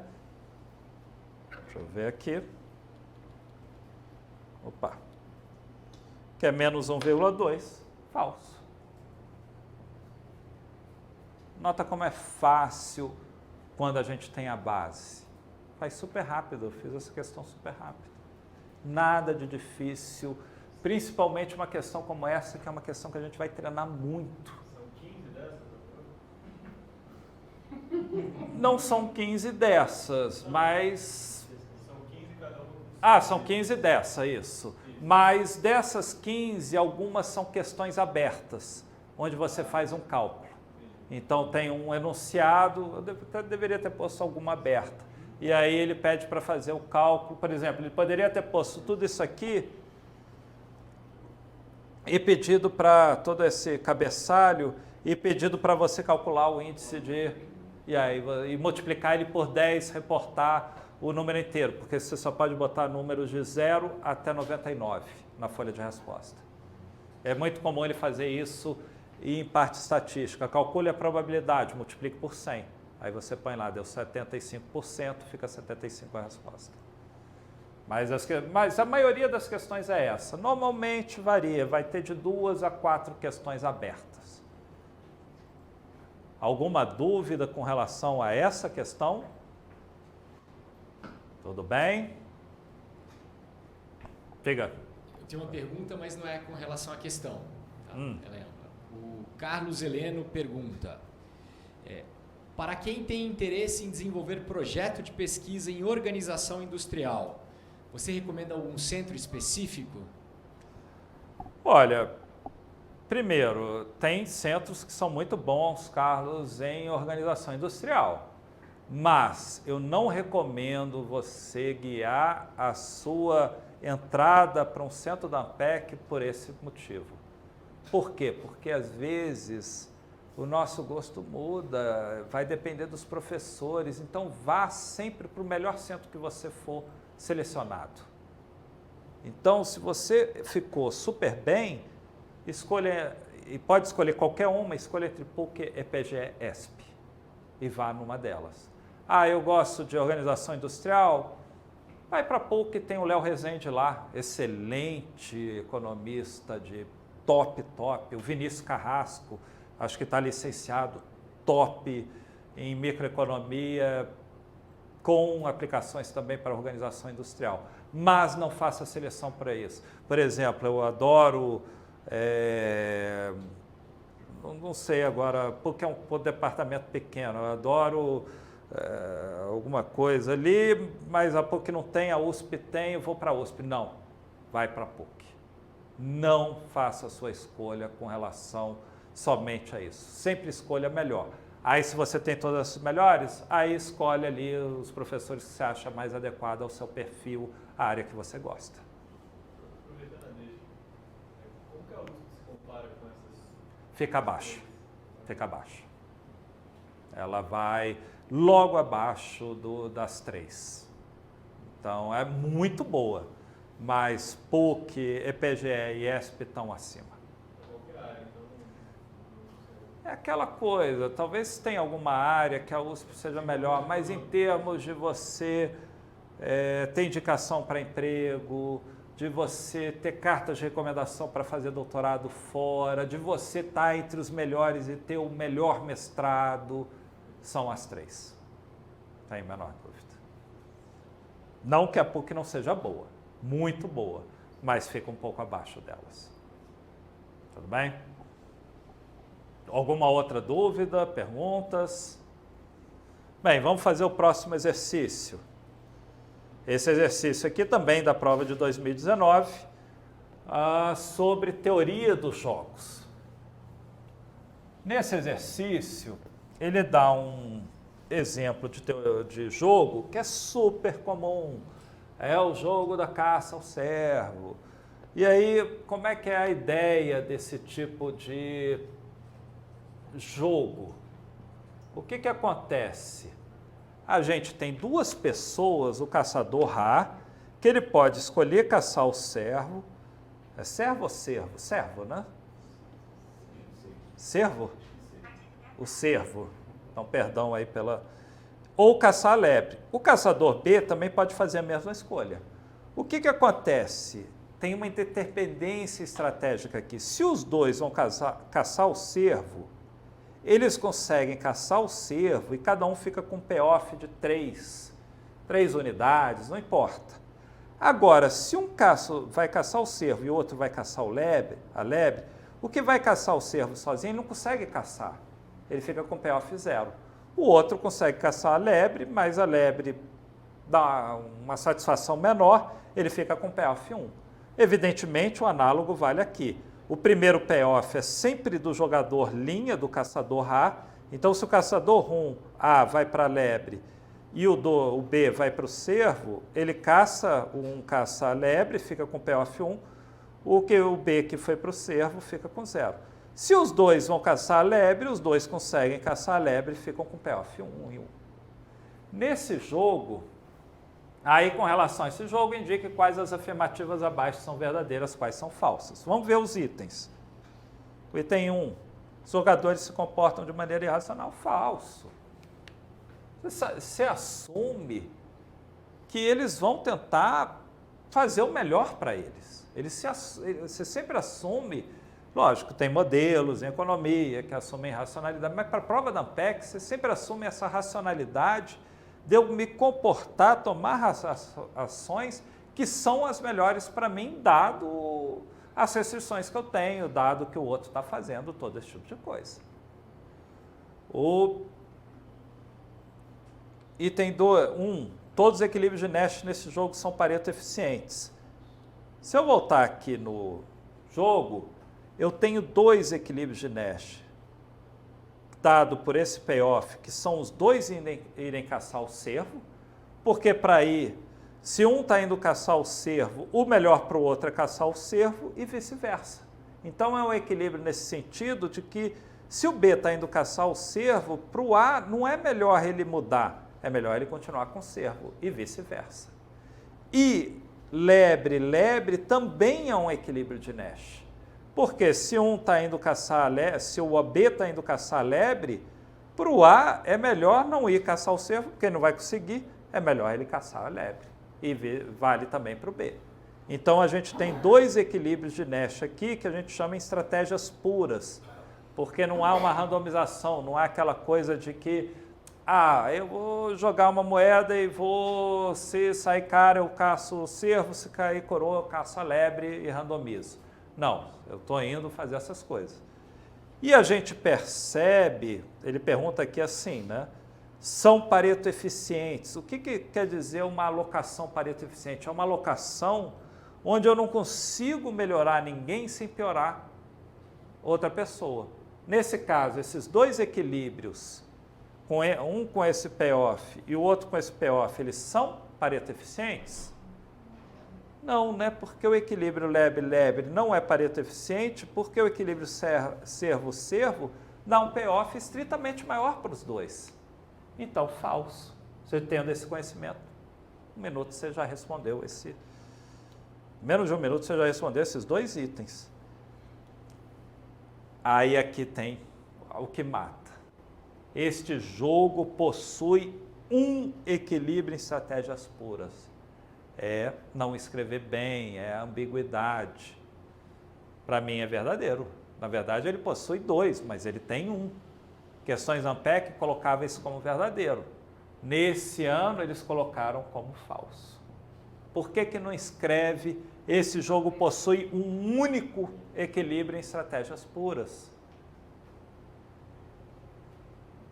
Então, fica problemático. E vão ter várias questões que a gente vai resolver que vão ter essas ambiguidades. Teve ano que isso seria colocado como verdadeiro, uma questão desse tipo. No ano passado foi colocado como falso. O próximo item, trata-se de um jogo de informação incompleta, falso. A gente vai ver essas definições, isso é um jogo de informação imperfeita, no sentido de que nenhum dos jogadores observa, ele é um jogo simultâneo, então nenhum dos jogadores observa a tomada de decisão do outro. Eles tomam a decisão simultaneamente. A noção de jogos de informação incompleta é uma noção diferente. Eu não vou discutir aqui para não me estender, mas sabendo ela, a gente percebe que ele está querendo exatamente confundir o aluno que não está muito seguro dos conceitos e achar que está falando de informação imperfeita. Não, está falando de informação incompleta, que é falso. Ele não é um jogo de informação incompleta, ele é um jogo de informação imperfeita.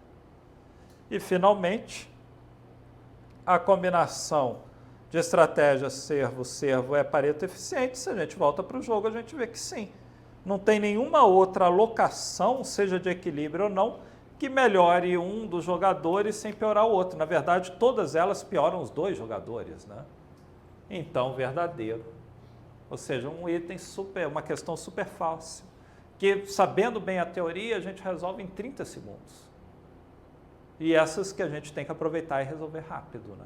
Para ter tempo para mais demoradas. Alguma dúvida, alguma pergunta? Diga. Ele não é de informação incompleta porque é simultâneo?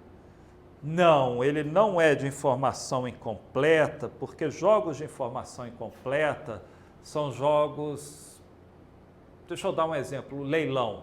São jogos onde há uma informação que é antes do jogo começar. O jogo de informação imperfeita é um jogo como xadrez, e aí eu não observo você tomando uma decisão, movendo uma peça, eu não vi.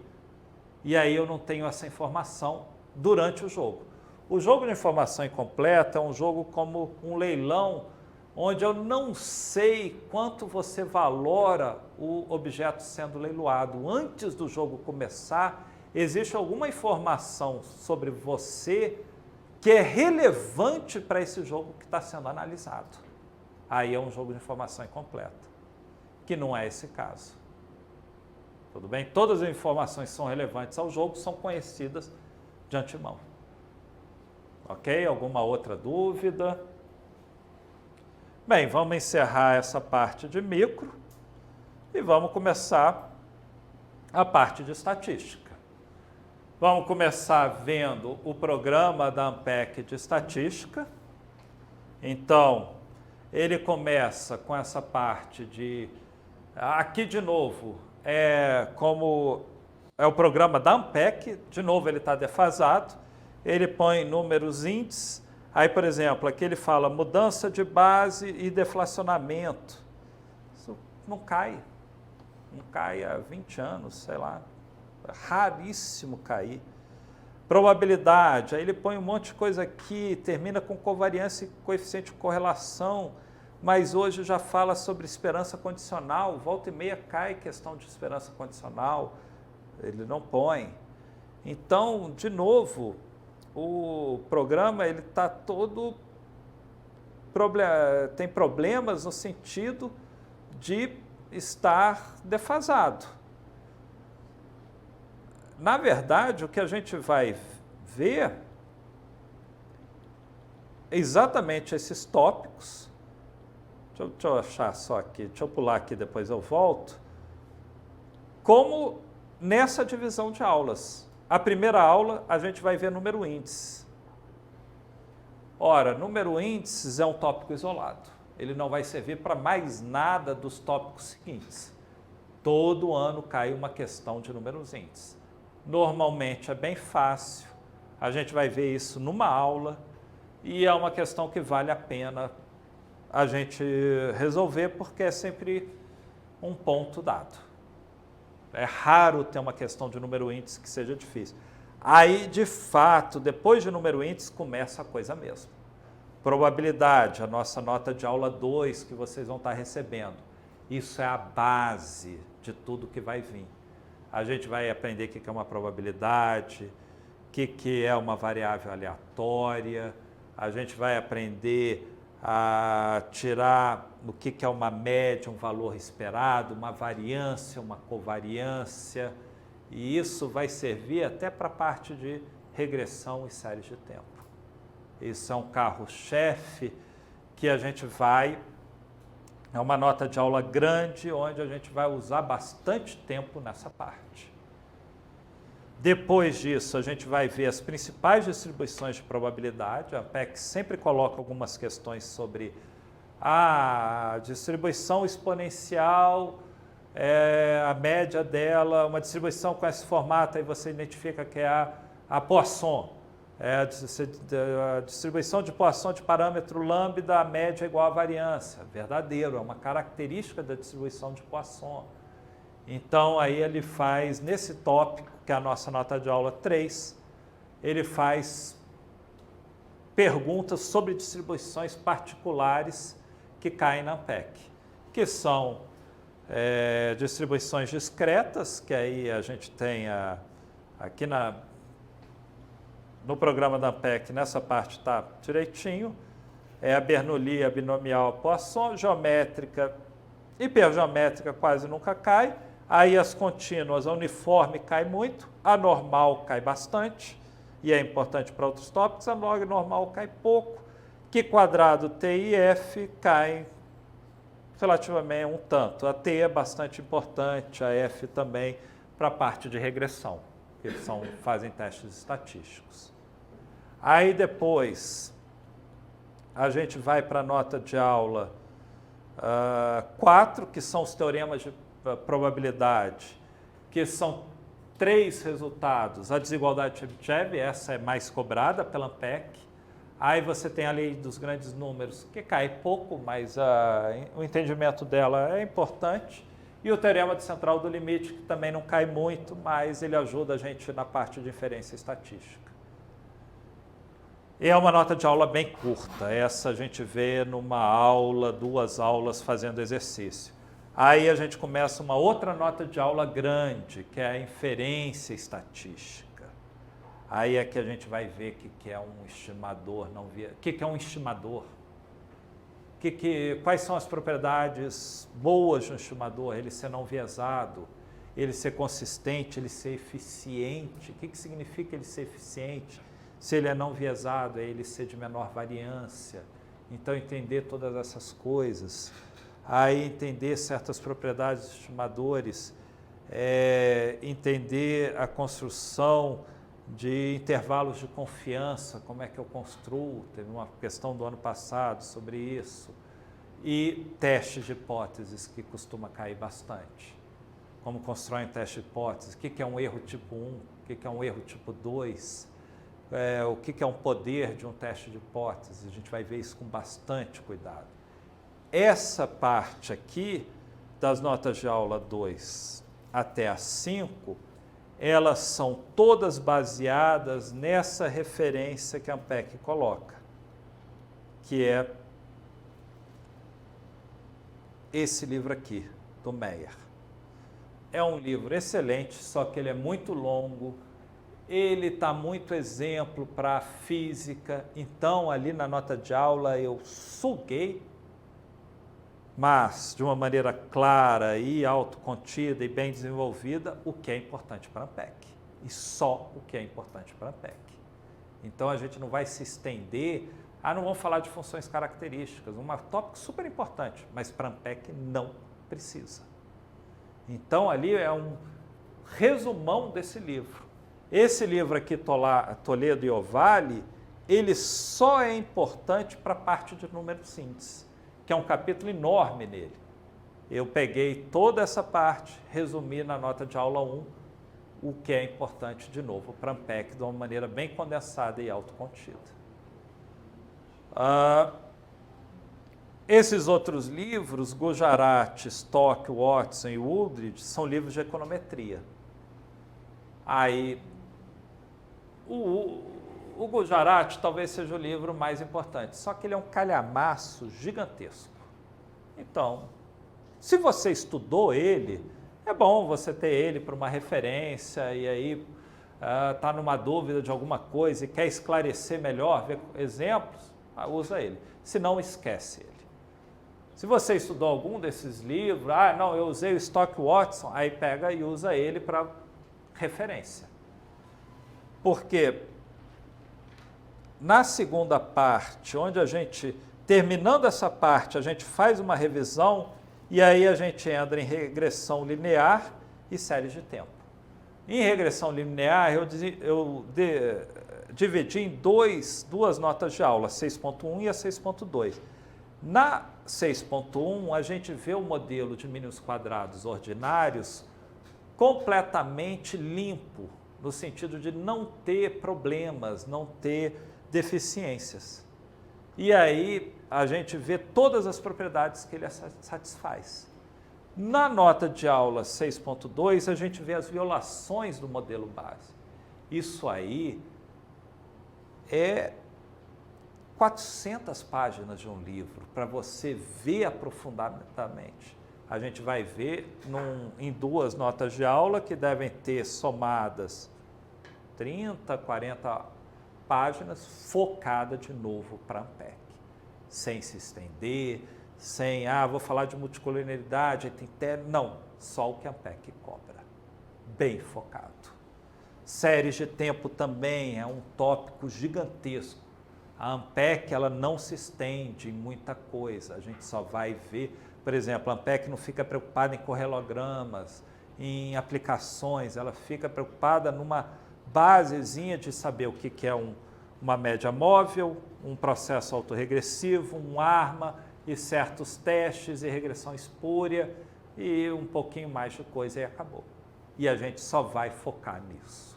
Então, essas notas, principalmente para a parte de probabilidade, isso aqui é um material fantástico, que a gente vai usar ele para seguir.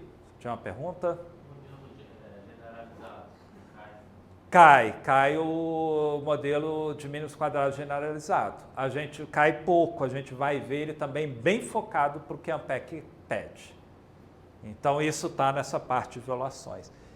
E a gente vai usar, evidentemente, o que é muito importante que vocês receberam, eu não vou ter muito tempo de falar, é esse mapa da mina. Isso aqui me diz todos os tópicos, o tempo, para a parte de micro, então começando aqui, teoria do consumidor, aí tem cada coisa, o tempo de aula, isso aqui vai ser uma ajuda gigantesca também, isso é uma ferramenta extremamente útil para ajudar nesse foco, nesse estudo direcionado e extremamente eficiente. Então, isso aqui é uma coisa que vocês vão carregar e vão, eu estou resolvendo essa questão aqui e não estou lembrando direito, vou ali, pego, assisto esse pedaço e vejo.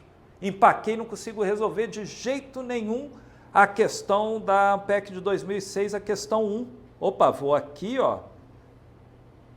Ela está aqui e eu assisto e vejo a resolução. Isso é algo que vale realmente muito ter esse guia e usar ele. Isso vai ser muito, muito útil. Tem também o da parte de estatística, também tem a mesma coisa, também a mesma ideia. Vocês já viram lá de matemática, tudo. Também isso é extremamente importante. Só para terminar, alguma dúvida por enquanto? Vamos também, só para, antes de fazer o exercício, nota que aqui eu botei também as questões. De novo, vocês podem ver que há variância grande. Ano passado caiu muita questão de regressão. Se você pegar em 2017, caiu só 2. Nos últimos 3 anos tem caído só uma questão de séries de tempo, mas teve ano que caiu 4.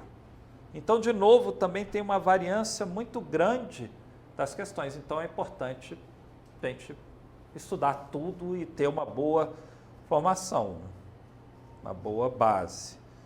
Aqui seria essa divisão de aulas. De novo, a gente não vai seguir isso estritamente, vai depender do andar da aula. Isso tudo vocês vão receber na primeira nota de aula, isso segue para vocês. Vamos resolver, vou pular isso aqui, porque isso eu já expliquei. Vamos resolver a questão 7 do ano de 2019. Essa questão fala assim, você tem 2 variáveis aleatórias x e y que são independentes. Isso é uma informação extremamente importante que a gente vai usar ela. Em que x ela é igual a 1 com probabilidade meio e igual a menos 1 com probabilidade meio. Nota que y é a mesma coisa. Ela é igual a 1 com probabilidade meio e menos 1 com probabilidade meio, só que elas são independentes. E a variável z, ela é definida como x vezes y. A partir dessas informações, então é sempre bom escrever isso, para a gente ter isso em mão, é correto afirmar que variância de x é igual a 1.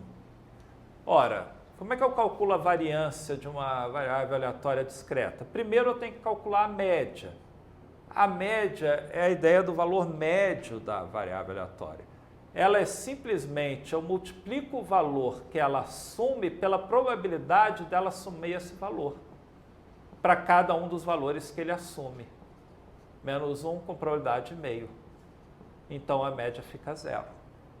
a variância ela vai ser igual, nesse caso, o valor de E de x menos E de x elevado ao quadrado. Isso aqui a gente acabou de ver que é igual a zero.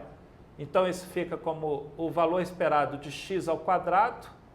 E aí é a mesma coisa, só que eu elevo o valor que a variável assume ao quadrado. Então, fica 1 vezes a probabilidade de assumir o valor 1, mais menos 1 ao quadrado, vezes a probabilidade de assumir esse valor, que é meio. Isso aqui vai ficar 1. Então, a variância de x é 1, verdadeiro. Evidentemente, a variável aleatória y também vai ter média 0 e variância 1, né? Porque é a mesma coisa, né? Alguma dúvida? Continuando aqui, a variância de z. Opa! Variância de z é igual à variância de x vezes y. Ixi, Maria! Mas elas são independentes, então isso fica igual à variância de x vezes a variância de y, e fica 1 vezes 1, que é igual a 1, verdadeiro também. Aí ter a noção da teoria ajuda muito.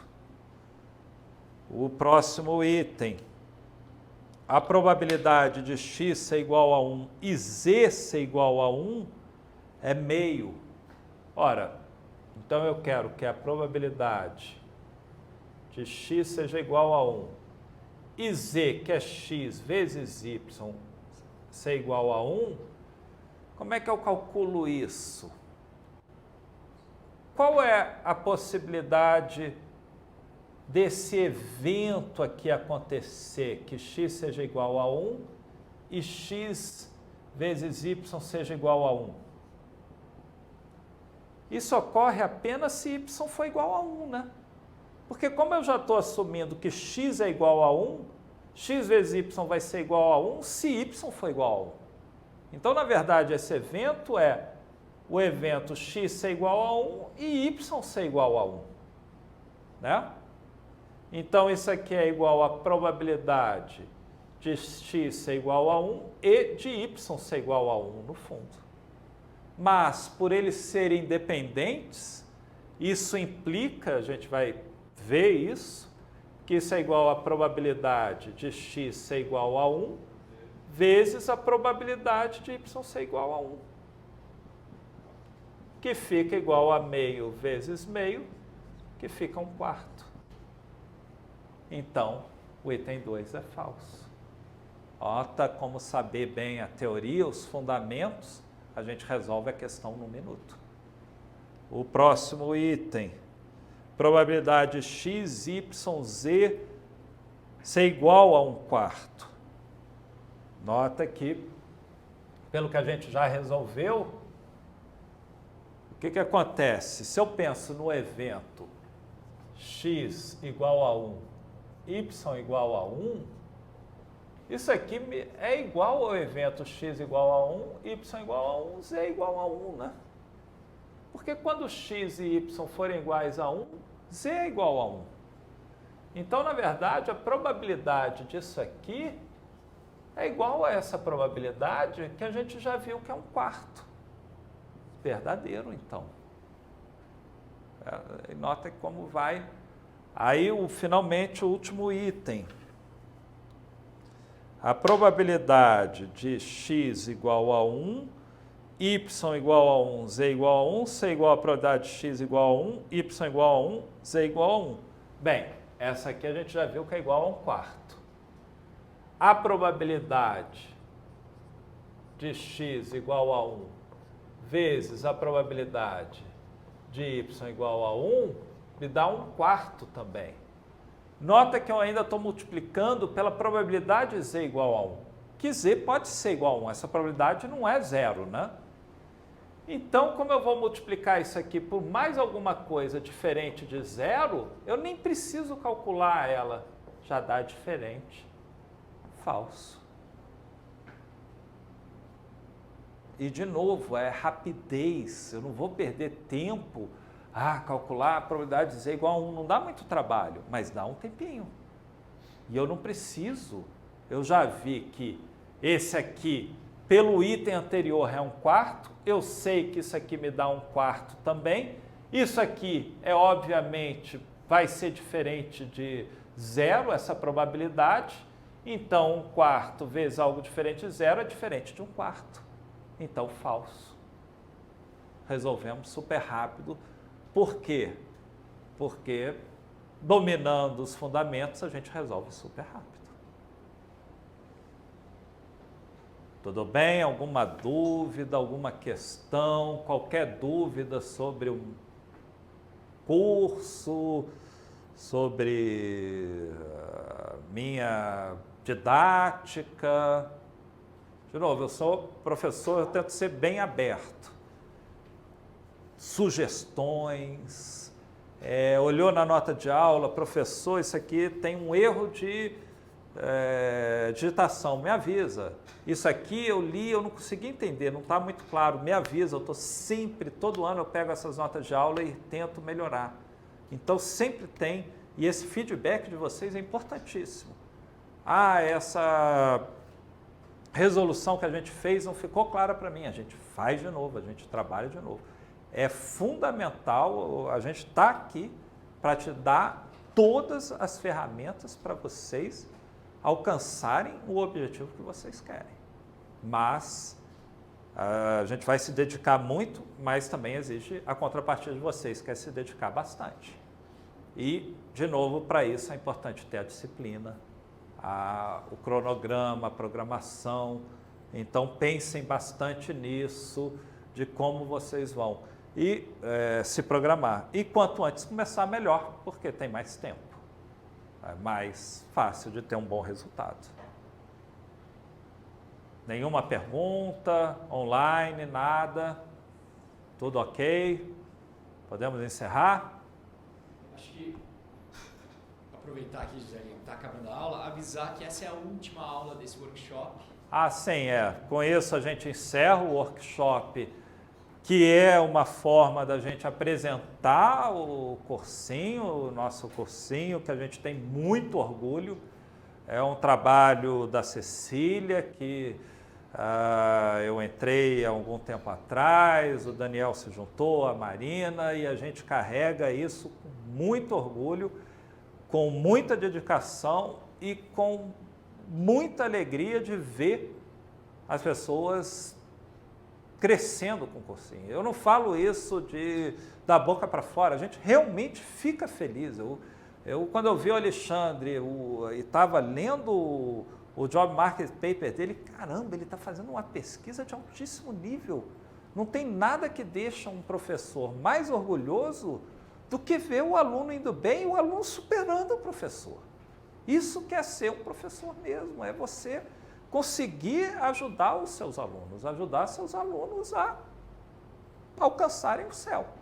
E a gente todo mundo aqui tem essa visão. A Cecília foi minha professora, ela sempre teve essa coisa de ajudar todos os alunos. E por isso que a gente se dá muito bem e o curso tem tanto sucesso.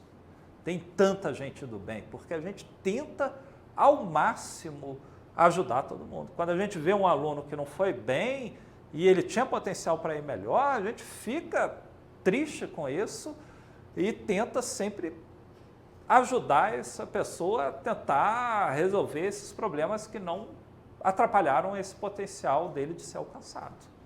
Então, façam uso se vocês entrarem para o curso, lógico, façam uso de todas as ferramentas.